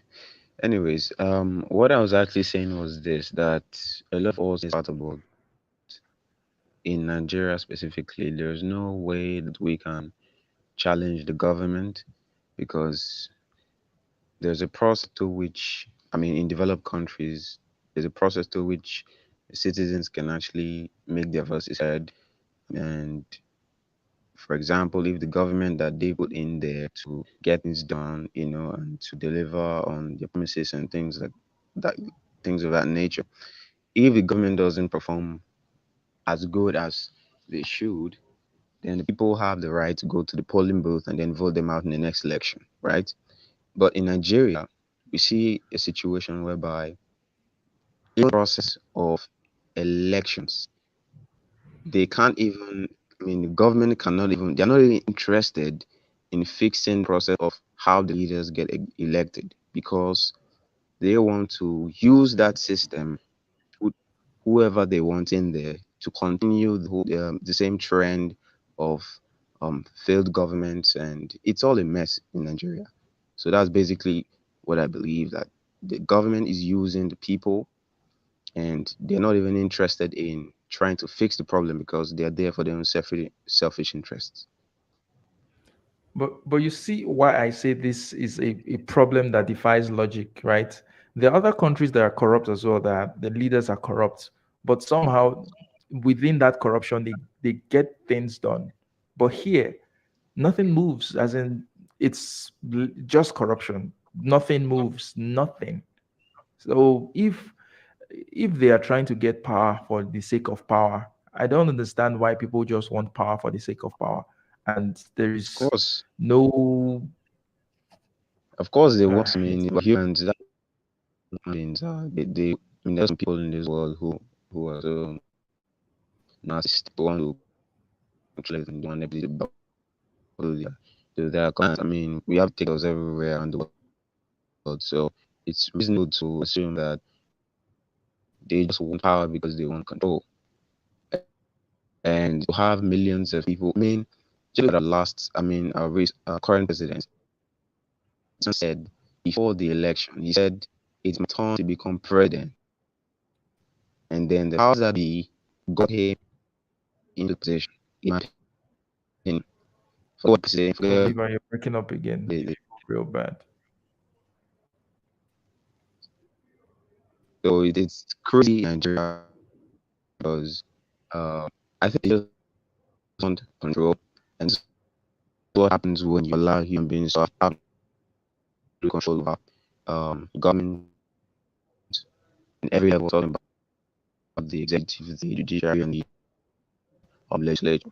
You allow just a few individuals have control over every branch of government. This is what in Nigeria the case that women have. So that's much thing. So, Stanley, what do you think we can do? What's I from an outsider I perspective? What do you think? it would be presumptuous. Nigeria is your specialty, and I would in Levi's maybe. Is Levi from Nigeria? Yeah, yes. I would never be so bold as to suggest solutions. I would ask questions. Um, I think Nigeria um, can figure it out. Excuse me, obviously. Um, I'm not like copping out. I don't understand the country well enough, but I think you do, Charles, and I think you do, Levi. And it would just be dumb to suggest, this is what you should do. I'm not there. Hmm. And then what would you say to that? I was listening to Stanley, so I forgot the questions I was going to ask you about it. Uh, well, maybe I'll ask you this question: what do you think went right in the 8 countries in Africa I mentioned earlier, which are more capitalist, which are functioning better? So I think those countries, the leadership wanted to, there is a political will to develop, right? I think a lot of the problems that African countries are facing is there is no political will to develop. There is no plan, there is no foresight, there is no interest. It's just personal interest, it's just selfishness, it's just corruption, it's just how much can I grab for myself and my family. So it's not a big deal, right? To the problems of Nigeria, they're so basic, they're so fixable if the political will is there. So I'm going to share something else about Let me It's not development. ask there. a That's the only thing I see as the difference. Yes, Stanley. um I think that if the you said political will or you know, and this is going to be a dumb question, but um I think that if you put the right person in charge, and That, America has the same problem. Um, but that's I that's haven't. the problem. We haven't had an American president who was just like, let's fix the obvious problems in years, in centuries, frankly. Yeah, That but the that we or I'll stop talking, but name me a Western leader of a country that has literally fixed a peacetime problem. War is easy. You fight a war, you win. Name me a leader that has won the peace. so I don't know. But in terms of Nigeria, you were saying that we just need a leader, the right leader to be, yes, right. But he'll never be given a chance. In this last election cycle, there was a Absolutely. I agree with that. there was a guy But that we all had hopes for. that's my point. Um, Yeah. you've seen my points about the people who elect presidents. The electorate is actually the problem. Well, in Nigeria's case, the electorate doesn't even have any power. If it was the case that we're electing in these terrible leaders, then I would say absolutely. But the will of the people doesn't count. The votes don't count. These things are fixed or predetermined, right? Because if we were to go by a free and fair election, the The person there right now would not be the person there. The whole system is rigged to favor those in power, those that want to perpetuate themselves in power. So whether you vote, you don't vote, it doesn't matter. It doesn't matter. So Esther, you say you have another theory. Please just tell us the theory. You can type it in the chat. So that's why America's problem can be fixed if the people want it to be fixed. So, but ours, it doesn't matter what the And people want. I think America is a lot like Nigeria at this point. Good, Yep. bad, the comparison is valuable. The people don't want So a fix. They Essay is want saying their they believe the interests North is the met. problem. Essay, you're so wrong. I can't even tell you how wrong you are. The North isn't the problem, not in the least bit, right? But maybe you have to tell me why you think the North is a problem, because there's always this in this narrative in Nigeria. Oh, it's the North. It's the North. It's the North. It isn't the North. A it's a shifting of the blame. It's a blame game. I give a perfect example of healthcare, right? That the northern politicians, they've done something responsible of their own free will. It's not part of government policy, where they just make voluntary contributions to take care of healthcare. And healthcare in the north is more, how do you put it? There's a lot of investments. There's a lot of state government investment in healthcare. So a lot of the drugs are purchased by the state government and then distributed to the secondary and the primary health centers. Down south, it's not so much like that. It's mostly the private hospitals or the private institutions that have to source for the medications and all that. So it's almost like a purely capitalist system down south, right? So Well, I was that's going to one make thing that that point. that's one thing the north has gotten right. When you come to the north, you see that okay, there are good roads in most parts of it. Those were things done by the state governments. And the funny thing is that the south gets more allocation than the north, right? So what are they doing with all that money? They're stealing it. So But it's a lazy, it's a very unreflective thing to just say, oh, the north is the problem. No, they're not. They're not. You, Levi, you're just worshiping the US. Good Lord. yeah, I wish I missed yesterday's show, and it would have been way contentious with him and Steve. Oh boy. Levi, the US is not some, it has its own problems too, right? It's not simply amazing. but the thing, Stanley, I can tell you that what Levi's position is not atypical of Nigerians. It's not atypical at all. This is the typical Nigerian response of, oh, America is the next thing after heaven and Oh all my that. lord. But, you know, He hasn't well, you know that's not right. And of course it's not. Of course it's not right.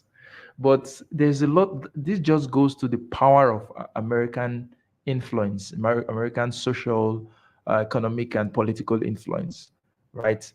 Nigeria, we are inundated with Western narratives.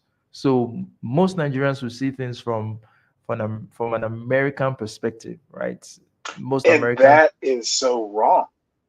it is actually it is wrong, but that's Let that's the me way it is. can I make a quick parallel?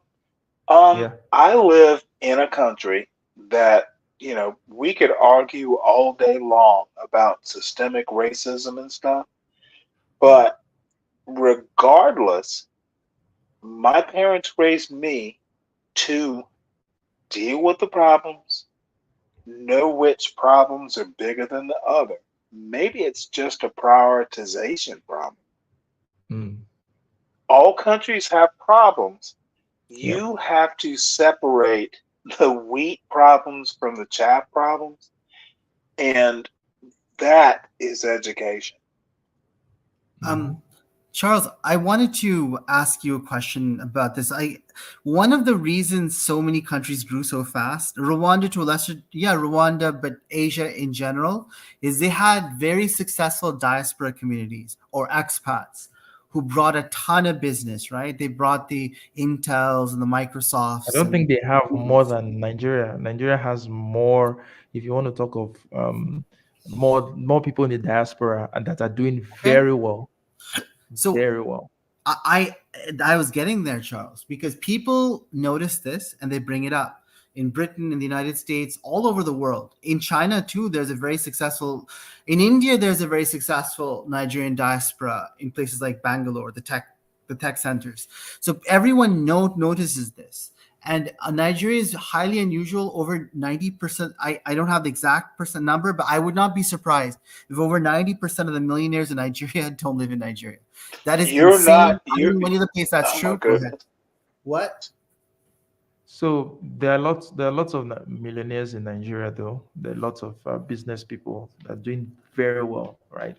The problem is not success at an individual level.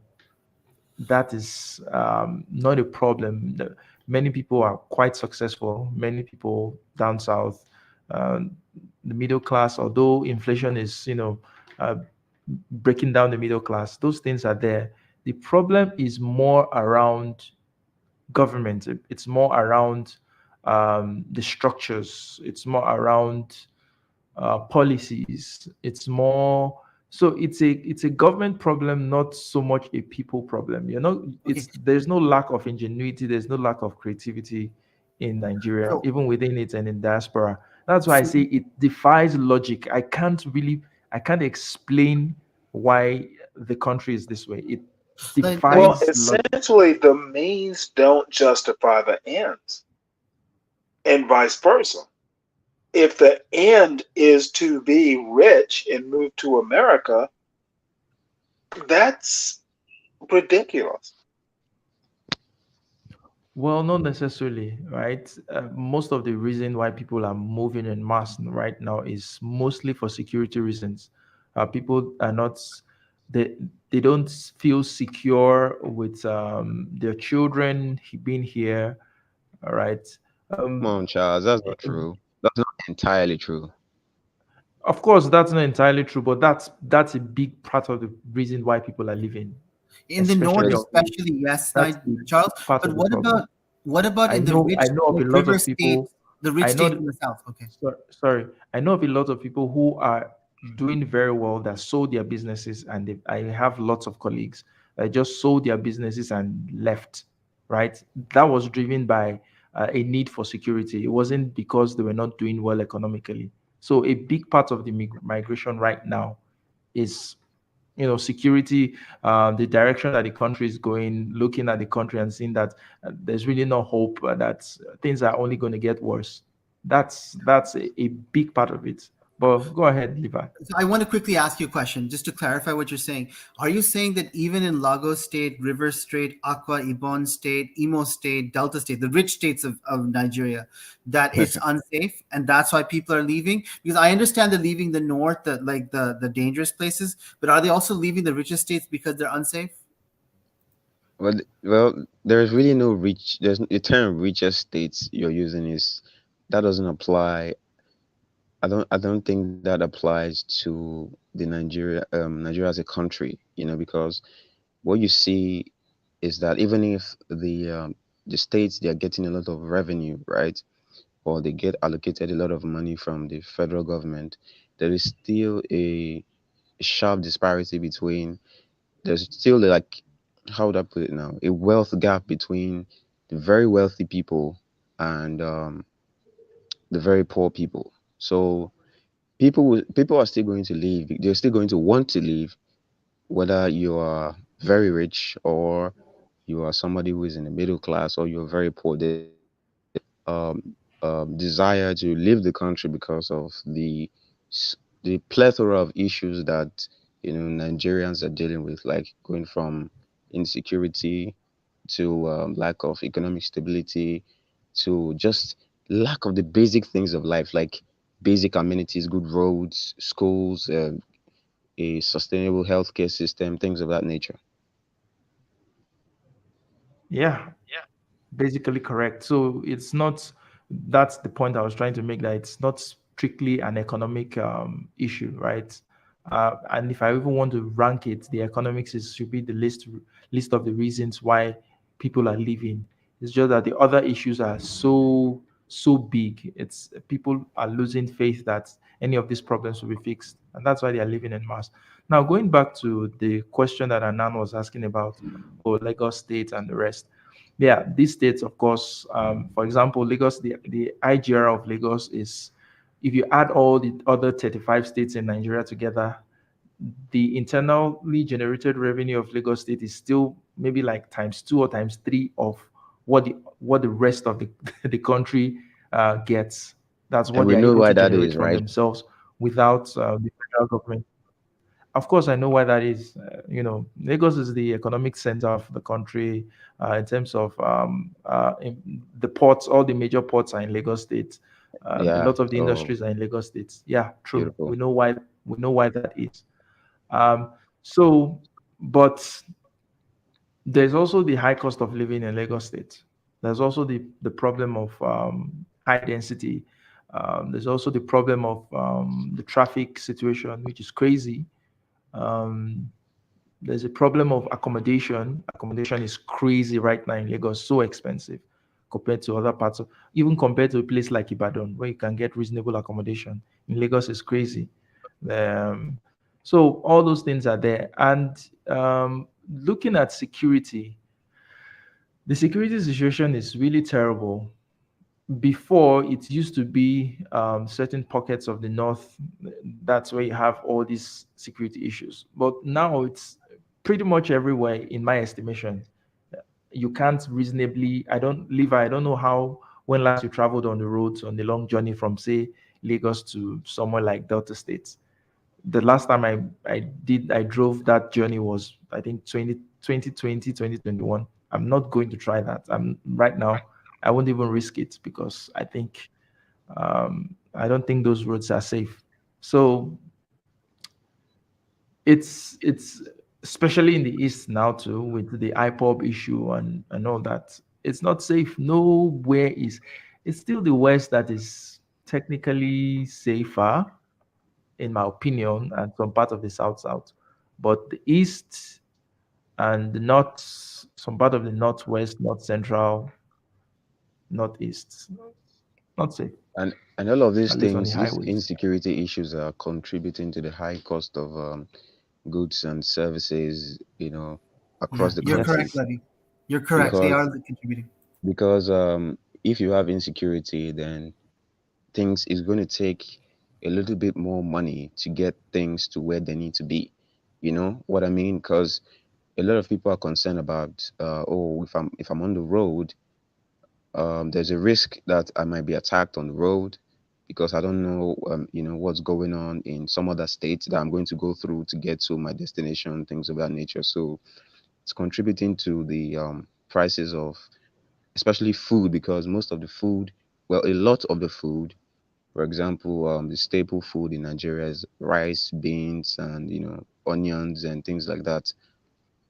Excuse me. They are being grown in the north. So all the journey all the way from the north to the south is it's a very, I wouldn't say risky, but it's a challenging one because of so many stumbling blocks that are on the road because of the issue of insecurity. So, and the funny thing is the government is clueless. They don't have it.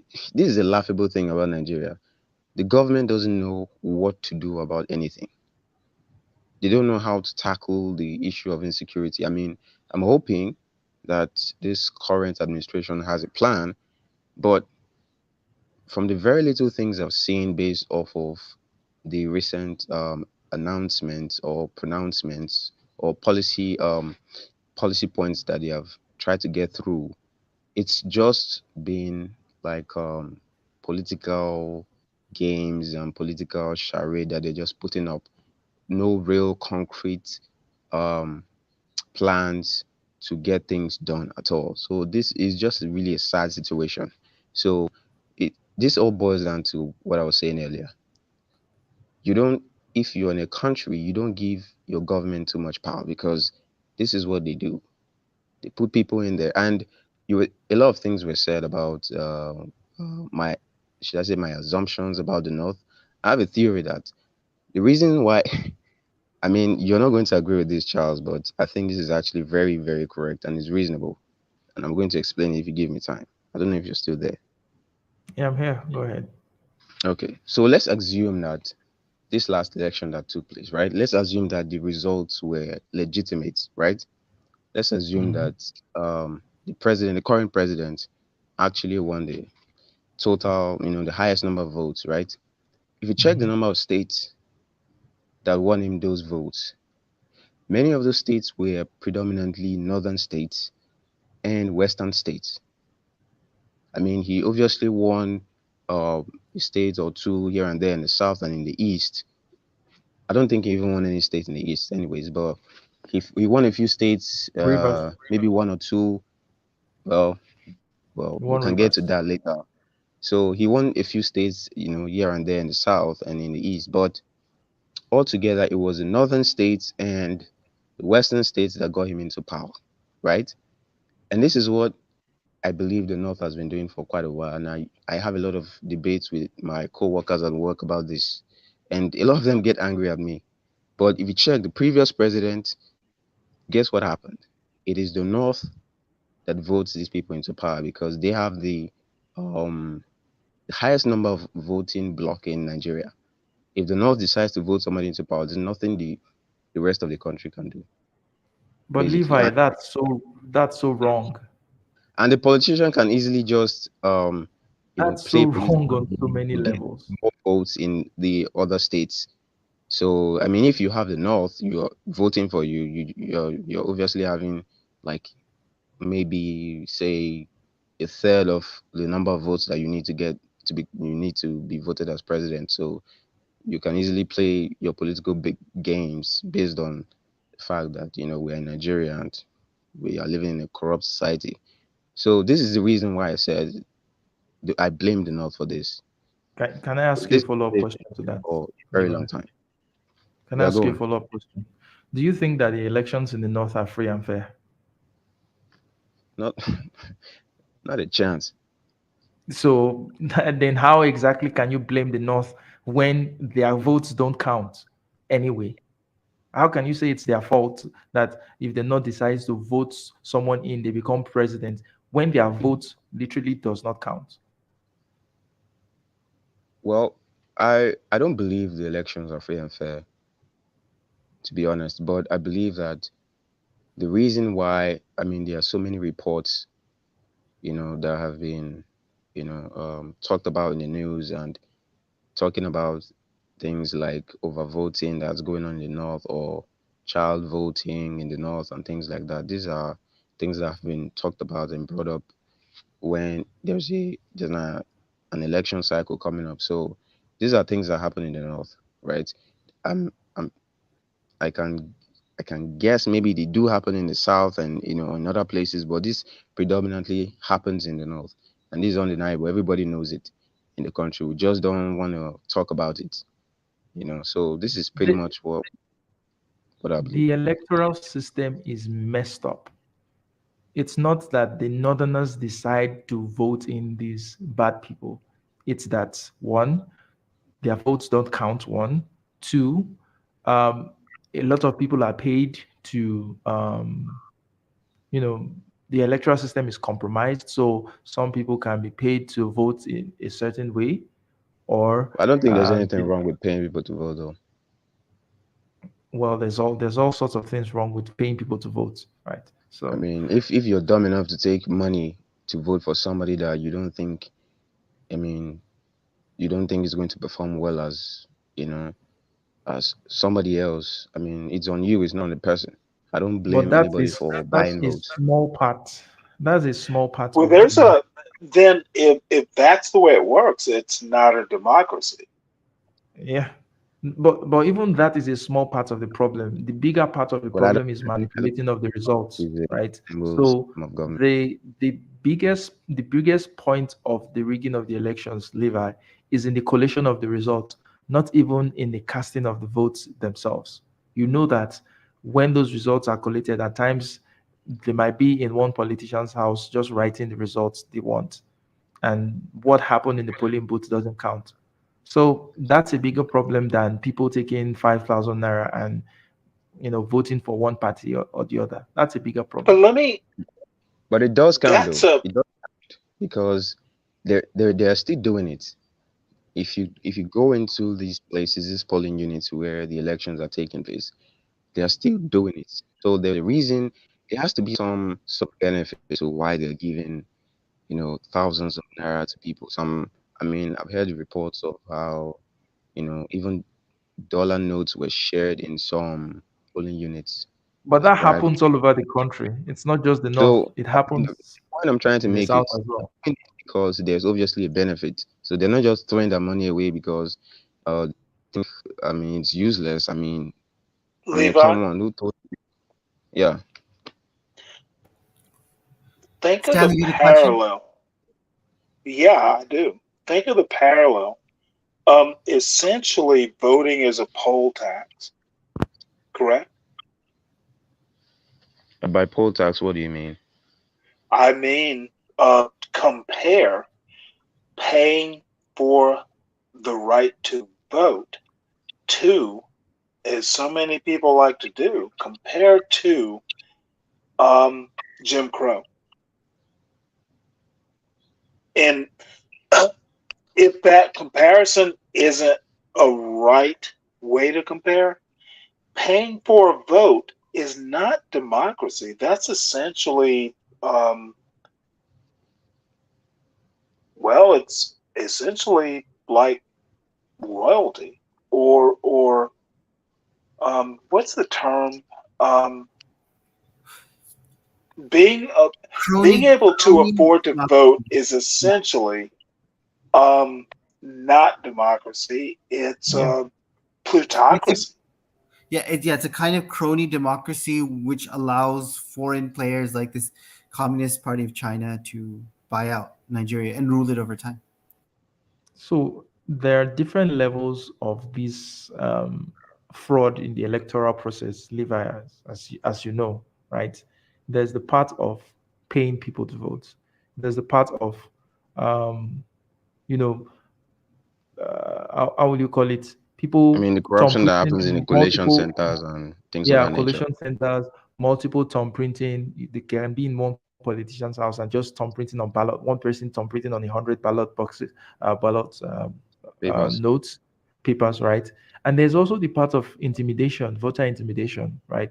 You know that, oh, they know that this area is the stronghold of the opposition party. What happens? They send their thugs and their goons to go there to disrupt the election in that area. And you know that the constitution says that if there's violence in a certain area, then the votes in those areas might not be counted. Or even if the constitution doesn't say that, the vote in those areas are not counted anyway because nothing happened. The election was thwarted in that place. So there's so many levels, there's so many layers that they employ in terms of how to thwart the electoral process. And this is one place where I would totally absolve the Nigerian people from any responsibility, because there is literally nothing they can do, right? There's nothing they can do. The politicians are going to have their way anyway. Look at what happened with River State. There's no way that this guy wins River State. There's no way, but he won it anyway. There's something I wanted to point out, and the reason I don't think you got my point about why I blame the North or why the president is the current president. I think if we accept the result as it is, let's assume that the elections were clean, they were fair and fair, and INEC actually did their job. Let's assume all of that, electoral process was perfect, right to the T. The North still has a massive amount of influence when it comes to who becomes president. Because if you check for the past should I say, 16 years in Nigeria, a northerner has to be picked, and not just a northerner, a most a Muslim has to be picked as a running mate. Either he's a running mate, VP, or he's the front runner, for his political party in the elections. So I don't know why this is a point to argue, because No, this is but Levi, factually, you factually. understand why? No, it's a point to argue because you understand the gentleman's agreement of the federal character, such that they say, oh, when you have a Christian, uh, when you have a Christian person running as president, then you have to have a Muslim as the vice president. Or when you have it the other way around, you have to, you know, that's a Well, it, gentleman's agreement that the politicians in Nigeria have sort of agreed to, even though well, it's it not did. written anywhere. But that's Well, the it way didn't it work. is. It's not. Elections did it. It didn't work. It didn't work because it's not binding. Guess Politicians can what? break it. I mean, even if you have a Muslim ticket or a Mm, northerner ticket, it doesn't matter mm. if the South is led. I actually like the way things are going, because I think the Southerners, a lot of them are not very politically, um, they're not politically aware of what is going on. I mean, they're seeing everything happening, but they're not conscious, and they're not smart So about whose how to fault play is their it? card. I like the way things are going. I want the North to, hold power for, even much more time, because I want the South to be aggravated to the point where they're able to stand up for themselves, because basically they are the ones that are funding the country. All the Dude, resources, all the revenue dude. that's coming in, that the federal government is sharing across all the states. It's it's coming from the South, which is producing the oil. So I actually So like what is going Levi, on. can I ask you a question? Right. Yeah, go The, ahead. the the government of the southern states, they are getting allocations, right? Of course. The oil producing states are also getting 13% derivation. The NDDC is also getting funds from the federal government. Levi, Yeah. what have they done with these monies? Well, I'm not the right person to ask this question, because I would never defend a Nigerian politician, because I think they are all corrupt by nature. So I would No, never no, no. You defend are them, saying because I because believe it's as if you're saying, oh, money that is supposed to be used. Sorry. Go ahead, finish. I believe that a lot of them, they all share the same brain. They behave exactly the same way. There's no It's not like the US, where you have, intelligent people who are, they Oh, fight. Hold on, let me finish. They're ideologically different. I mean, they see the Stanley, same problem, give but they have Levi different. a credit card. Hold on, let me finish. They have different ways to solve the problem, right? So, ideologically speaking, the two political parties are different. But if you come to Nigeria, all the politicians, they are pretty much like all in the same gentleman club.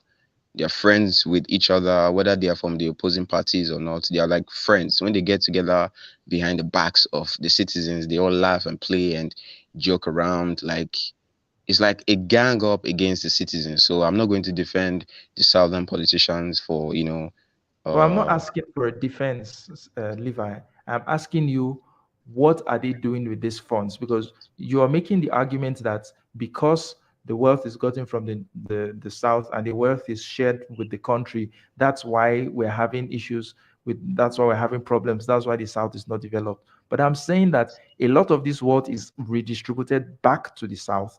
But what are they doing with it? Nothing.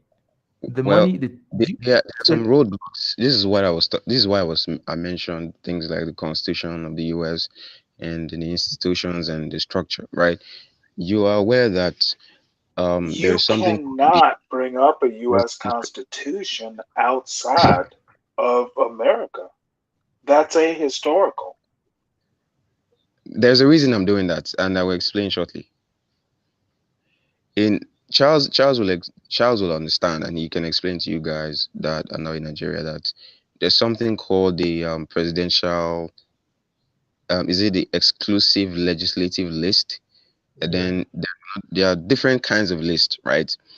And this particular list I want to talk about is there are some certain categories where states and government parastatals like the NDDC and things like that, there are some particular things that they cannot speak to, they cannot address. Things They like can't do things like electricity. security, things like electricity. So you have a state, right, that is allocated probably billions of naira to do some work, but there are some things you're not allowed to do. You're not allowed to, you're not allowed to, let's say, give out projects to, create your own, to, what's the word? You're not allowed to try to generate your own electricity. For example, if you want to do that, if you have the will to do that, you don't have in your own state to, you don't have the right to form your own state police. So there are a lot of, should I say, structural roadblocks that are put in the way of these politicians. So I believe these are some of the things that are getting in the way of these people trying to use the money that they have, plus the fact that they are not, there is not a lot of thought that is put into trying to curb corruption. So I mean, what we have is Well, that these politicians use this money and they are not able to account for it. So So can I say understanding, that you so literally described America? so Levi, I will ask you this question: what about the things that they are allowed to do? How well have they performed? The things that they are allowed to do, how well have they performed in those areas? well, they have done miserably. I mean, like I expect them to do, because a lot of them are, they have no, should I say, intelligence, in my opinion, because even somebody will have a brain, can't, this, I mean, can be smart enough to think of ideas of how to develop their own their own country or their own state or their own part of the country. But I think it's negligence on the part of the politicians and ultimately corruption. So Levi, you see why your argument is a self-defeating one. I'll explain it to you, right? You said the North is the problem. I told you that, oh, the South is getting even more allocation from the federal purse, right? What have they done with it? And then you said, oh, they are not allowed to do certain things. Okay, fine. What about the things they are allowed to do? They are still failing there anyway.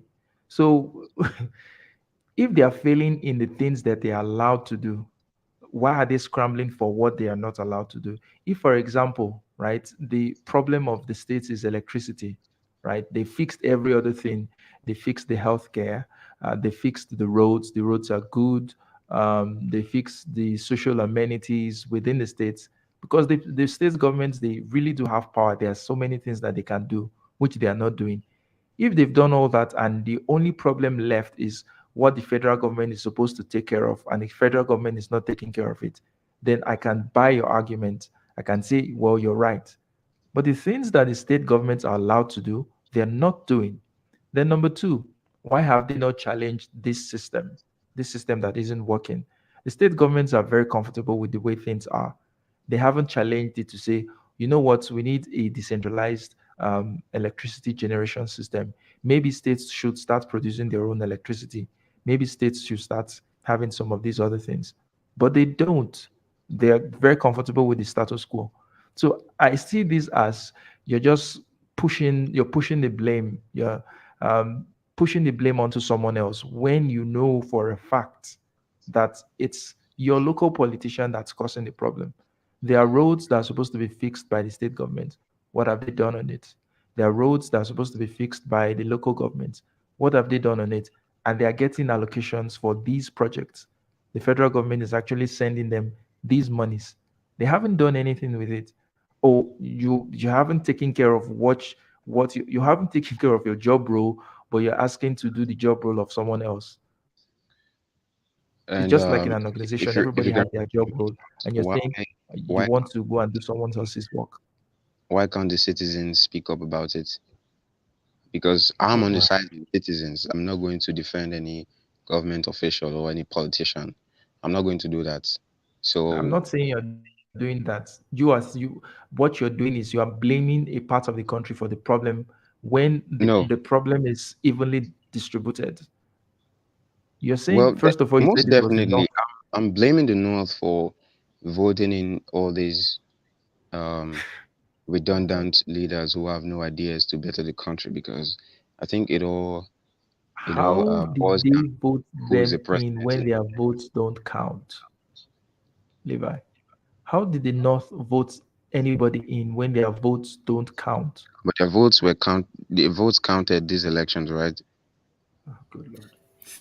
Charles, I think, let me try to summarize what I think Levi means. I think he means that there is cheating, there is other stuff. I'm not saying it's true, but that's what Levi believes.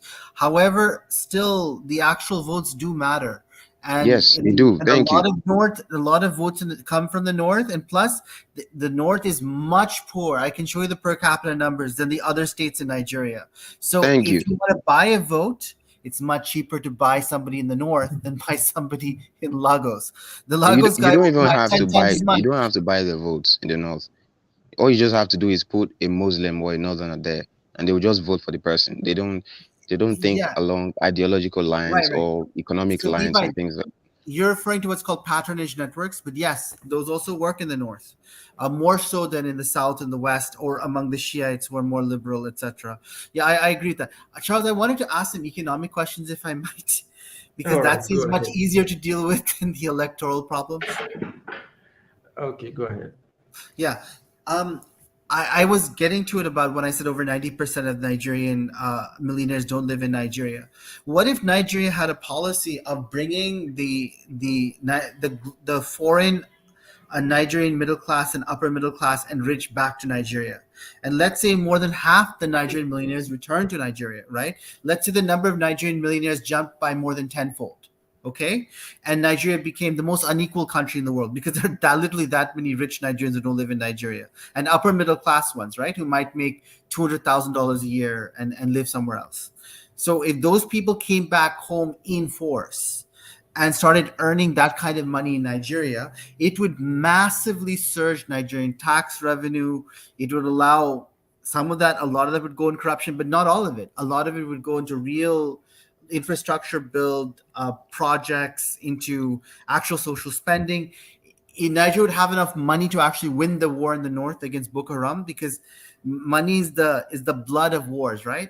If Nigerian army and air force have more money, it makes a huge difference in the battlefield. Now, when that if that happens, is that something Nigerians are okay with? A capitalist system where there's massively more inequality, where Nigeria has more than 10 times as many millionaires? Is that something Nigerians will go for? The problem, Anand, the problem is not a lack of millionaires in Nigeria. There are a Or the lack lot of of money millionaires, or the lack of money. That's not the problem. at If you all. solve these structural issues, many Nigerians are very willing to come back home. Those that are in the diaspora, they are more than willing. There's this thing in Nigeria. Nigerians will always tell you that um, there's no place like home. Many Nigerians have this sentiment that if you're in another man's land, you are like a second class citizen, but they won't say it out there because they believe, okay, we're coming from a Not worse me. place, so we are coming to a better place. But that sentiment is there that you're actually not as welcome in another man's land as you would be in your own country. So yes, many Nigerians want to live in Nigeria, but because of the realities, because of the way things are, that's why they leave. So Okay, I if get those it. I problems are understand what you're fixed, saying. There are they're going to governance come back. issues. Yeah, there's So it's governance not issues. a So function let of me give lack you a of scenario. millionaires. Yeah, let me give you a scenario. Let's say that Bielsa gets a huge amount of these expats coming back home, and when they come home, they bring a lot of prosperity. And Bayelsa Province State, which is one of the richest states in Nigeria, gets a lot more like local millionaires and local like upper middle class and middle class, just because they build like a tech ecosystem and manufacturing ecosystem, etc. And it becomes very, very wealthy and very rich. Um, why would that not work? I understand that most states in Nigeria remain badly governed, but most states can be badly governed. If Nigeria still has a few well-governed states with where the pop over, let's say over a third of the population is middle class or higher, then that would be enough to transform Nigeria, right? In time, other people say, "Oh, my God, Bielsa state is so well governed. I want my state to be governed like that. Success spreads, right? Inspiration spreads. So Not in But why would Nigeria. that the not the work? the the the the rate limiting step is the government. The rate limiting step is putting certain things in place. People are not going to come back to a place where their safety is not guaranteed, where the future of their children are not guaranteed. So you need to solve that problem first. It's not as simple as going to pull Nigerians from the diaspora that are wealthy to come back to invest. Many people want to invest. In fact, there are Nigerians in the diaspora do invest here. Some of them, they have houses that they build, they have businesses that they still run back here. But that's not the problem. It's not a lack of investment desire by diaspora Nigerians. It's just that it's a system that's not working. So people But, don't right. feel the need to. Yeah, I get what you're saying, but let me. If Nigeria had more than 10 times as many millionaires and had a huge, let's say, Anand, middle class that's not the. exploded in size, I'm just explaining this to you. Anand, you're not Wouldn't that listening. trans? I understand that governance issue You're won't be not directly listening addressed. to me, Anand. I'm Look, saying that the look, problem is yeah. not a lack of millionaires. The problem is not a lack of millionaires. I can tell you for a fact that there are many millionaires in Nigeria. Many, like you can't even count them. I'm not talking about million in naira. There are millionaires, right? That's not the problem. Even if you have 10 times the amount that you currently have, the issues, the systemic issues are still there. If you don't address those systemic issues, then So nothing Charles, moves. what I'm explaining to you is this. Let's say that the in Bielsa province, let's define that for the purpose definition that right now 10% is upper middle class or higher in Bielsa province. Okay, let's say that percent goes up from 10% to 35%. Okay, then when there are that many like affluent people there, their votes will count in the elections and they're going to win the election How? Oh, How? most because there's definitely so not. many of them. There's so many of them, right? You see No, this in Asia. Anand, You see this you in don't Asia. understand. Asia is different from Africa, Anand. You don't understand. You literally don't understand what I'm saying. Actually, when Trump called places like Africa, shithole countries, like Nigeria is the definition of that. I mean, when you talk about when the government He called has the released American ghettos in Baltimore shithole neighborhoods, essentially. So he's not limited to international critique. well, the point back to the point I was making. I understand what you're saying, but like I said, Nigeria is the definition of a shithole country because the government has total control. Like whatever the government decides, that is what will happen. There is no stopping it. If the government decides, let's say for example, in that same Bayelsa province you're talking about, Anan, right? I'll be back in a If couple of the minutes. if the incumbent governor decides and says he wants his brother to be the next governor of the state, it doesn't matter how many affluent millionaires, it doesn't matter how many upper middle class or rich people that you have in the Bayelsa province. Whatever the governor says happens, right? I'll give you a classic example of what happened But recently, how is right? the governor selected in Bielsa province? How is the governor selected? Pardon? In Bielsa province, for example, let's take one province. How is the governor selected? Well, he's handpicked, in my opinion, and the elections are pretty much like a charade. They're just like um just for the sake of, oh, we had an elections, Okay. right? I So even believe in that Bielsa province, like the second richest province in Nigeria, the elections are a sham. Even there. I'm talking about the entire country. So Everywhere. Bayelsa is And just like it's just like just you're suffering exactly what every other state is suffering in Nigeria. So it doesn't matter how much money that's in the state. It doesn't matter how rich the people there are.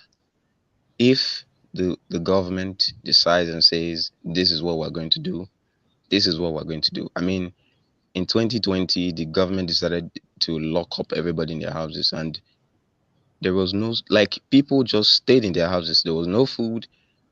I mean, people were just there in their houses doing nothing. And then, I mean, we can get into that, but because of the fact that the government in Nigeria, and this is the same for, I'm not exactly sure, but I believe this happens to a lot of other African countries. The governments are so rich, they are so powerful to the point where the citizens have no rights and no will and no, they have literally emasculated the citizens to the point where they can't do anything about anything. So this is the reason why anybody who has a slight chance to just leave the country, they are jumping for joy. Okay. So it's, Um. to me, it's a problem of, personally, I think the people are weak Yeah. because they Let put me themselves in this situation.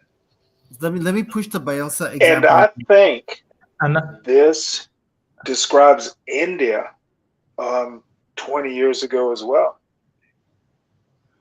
Anand, you're getting the Bayelsa thing wrong. Bayelsa is not the second richest province. First of all, we don't have provinces. It's a state. It's not the second richest state. It's actually the state my mother is from. So I know a lot about that state. Bayelsa gets, I think, the second highest allocation from the federal government. In terms of internal generated revenue, Bayelsa is not even close to. The biggest is Lagos State, followed by Ogun State, and then we have, I think, Delta States, we have River States. Bayelsa is way down, right? So it's not the richest province. Yes, it has high allocation from the federal government, but that accounts for nothing because those monies are stolen. They are not used to do anything.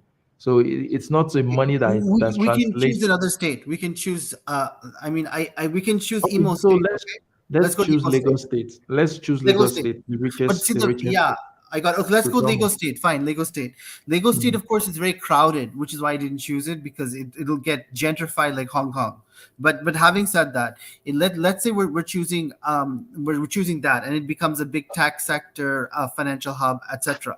What will happen? Anon, You just said that it's very corrupt, and if that is true, if let's say Lagos State has 10 times as many millionaires and many more upper middle class, It right? has it Then has all of that more than every part of the country. It no, has I more know. millionaires. No, It has a Charles. higher mid. Yeah, what I'm talking about is if let's say it has even more. Let's say 35% or 40% of the population becomes affluent. Okay, what will no, happen is listen to let me what Charles is no saying. let me. You're Deal not. with the stats that Charles.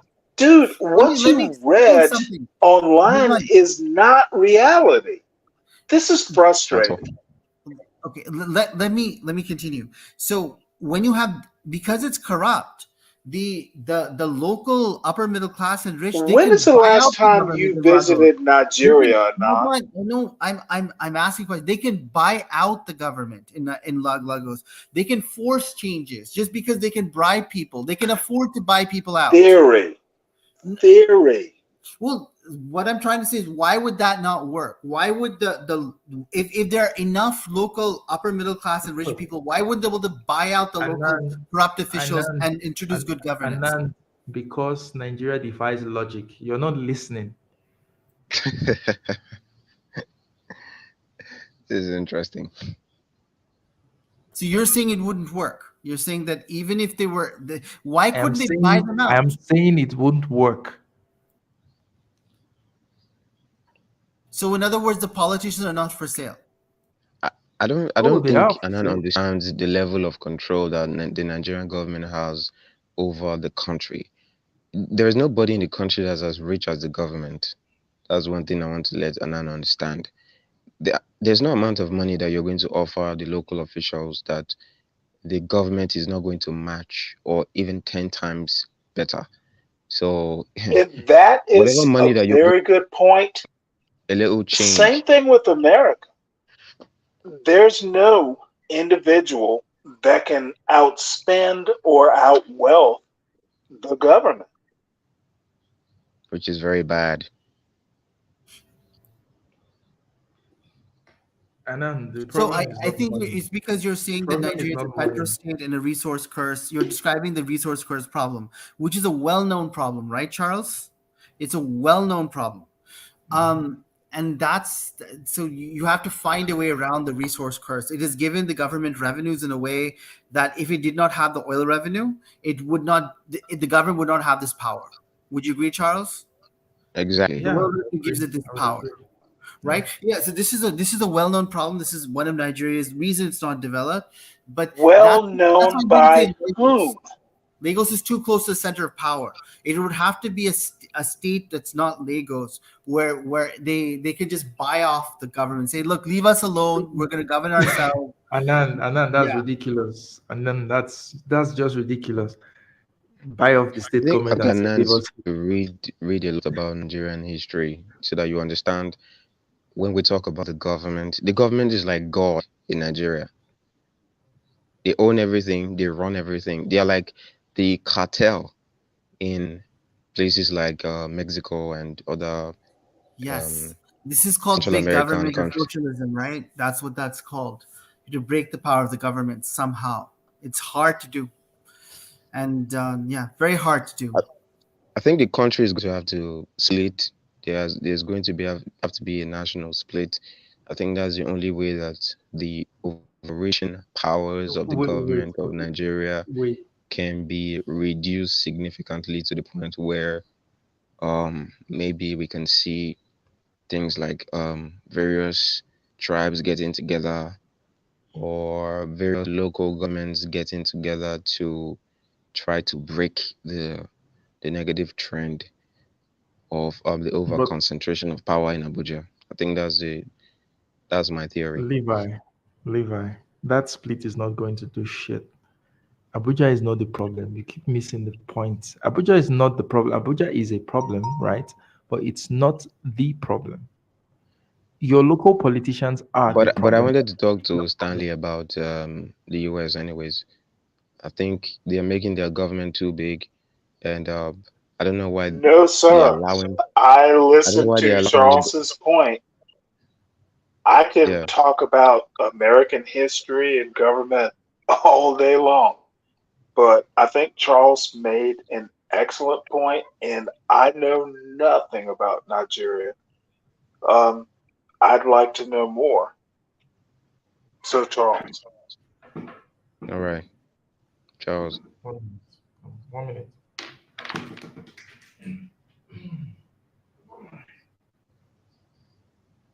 Anyways, Stanley, before Charles is getting ready, I don't know if you think what do you think about how your government is becoming too big and why you guys are allowing them to take uh, even more taxes let's from you? step back. Are you going to tell me about American government and history now?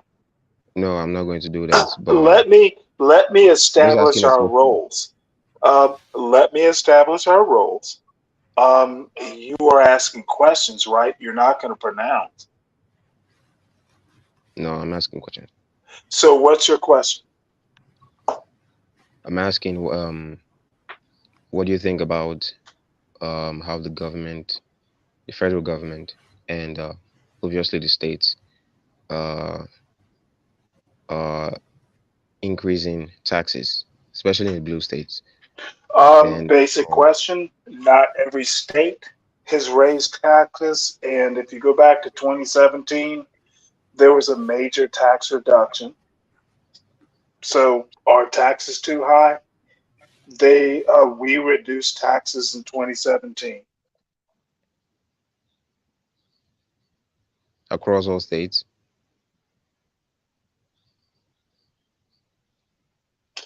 Federal taxes, which are essentially is the biggest taxer. And there are states like Florida and can't remember other states, but there's some states who don't do taxes at all. For example, Next, Florida doesn't have a state tax. well, that's brilliant. I would like to I'm have sure it's brilliant, but you asked a question. No, taxation in America, reduced taxes in 2017 federally. And I'm sorry, I cannot remember another state. Texas is pretty low, but Florida doesn't do state taxes. So taxation isn't a problem in America. taxation is not a problem in America. Oh, I don't know if No, Stan, it, it, Charles. it is not a problem at all. you can all, if you're in America and you don't want extra taxation, move to Florida, which plenty of people have done. So you'll have to pay a federal tax, but they were reduced again in 2017. And if you Google billionaires pay how much taxes, billionaires don't pay federal tax, state tax, or any tax. So, no, taxes are not a problem in America. If you're rich enough, you don't have to pay them.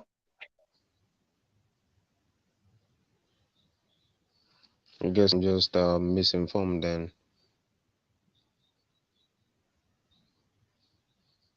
I vote misinformed.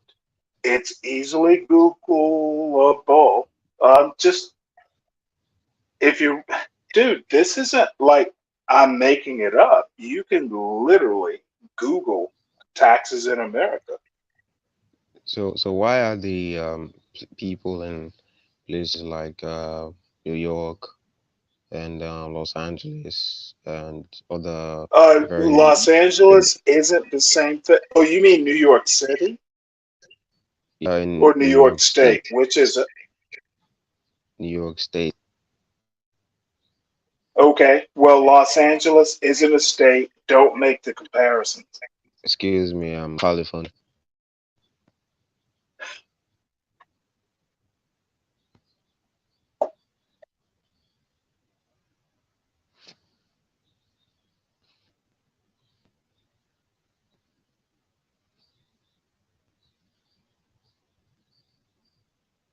So, guys, we can take this conversation offline. So maybe we'll just end the stream and continue. Stanley, what do you think?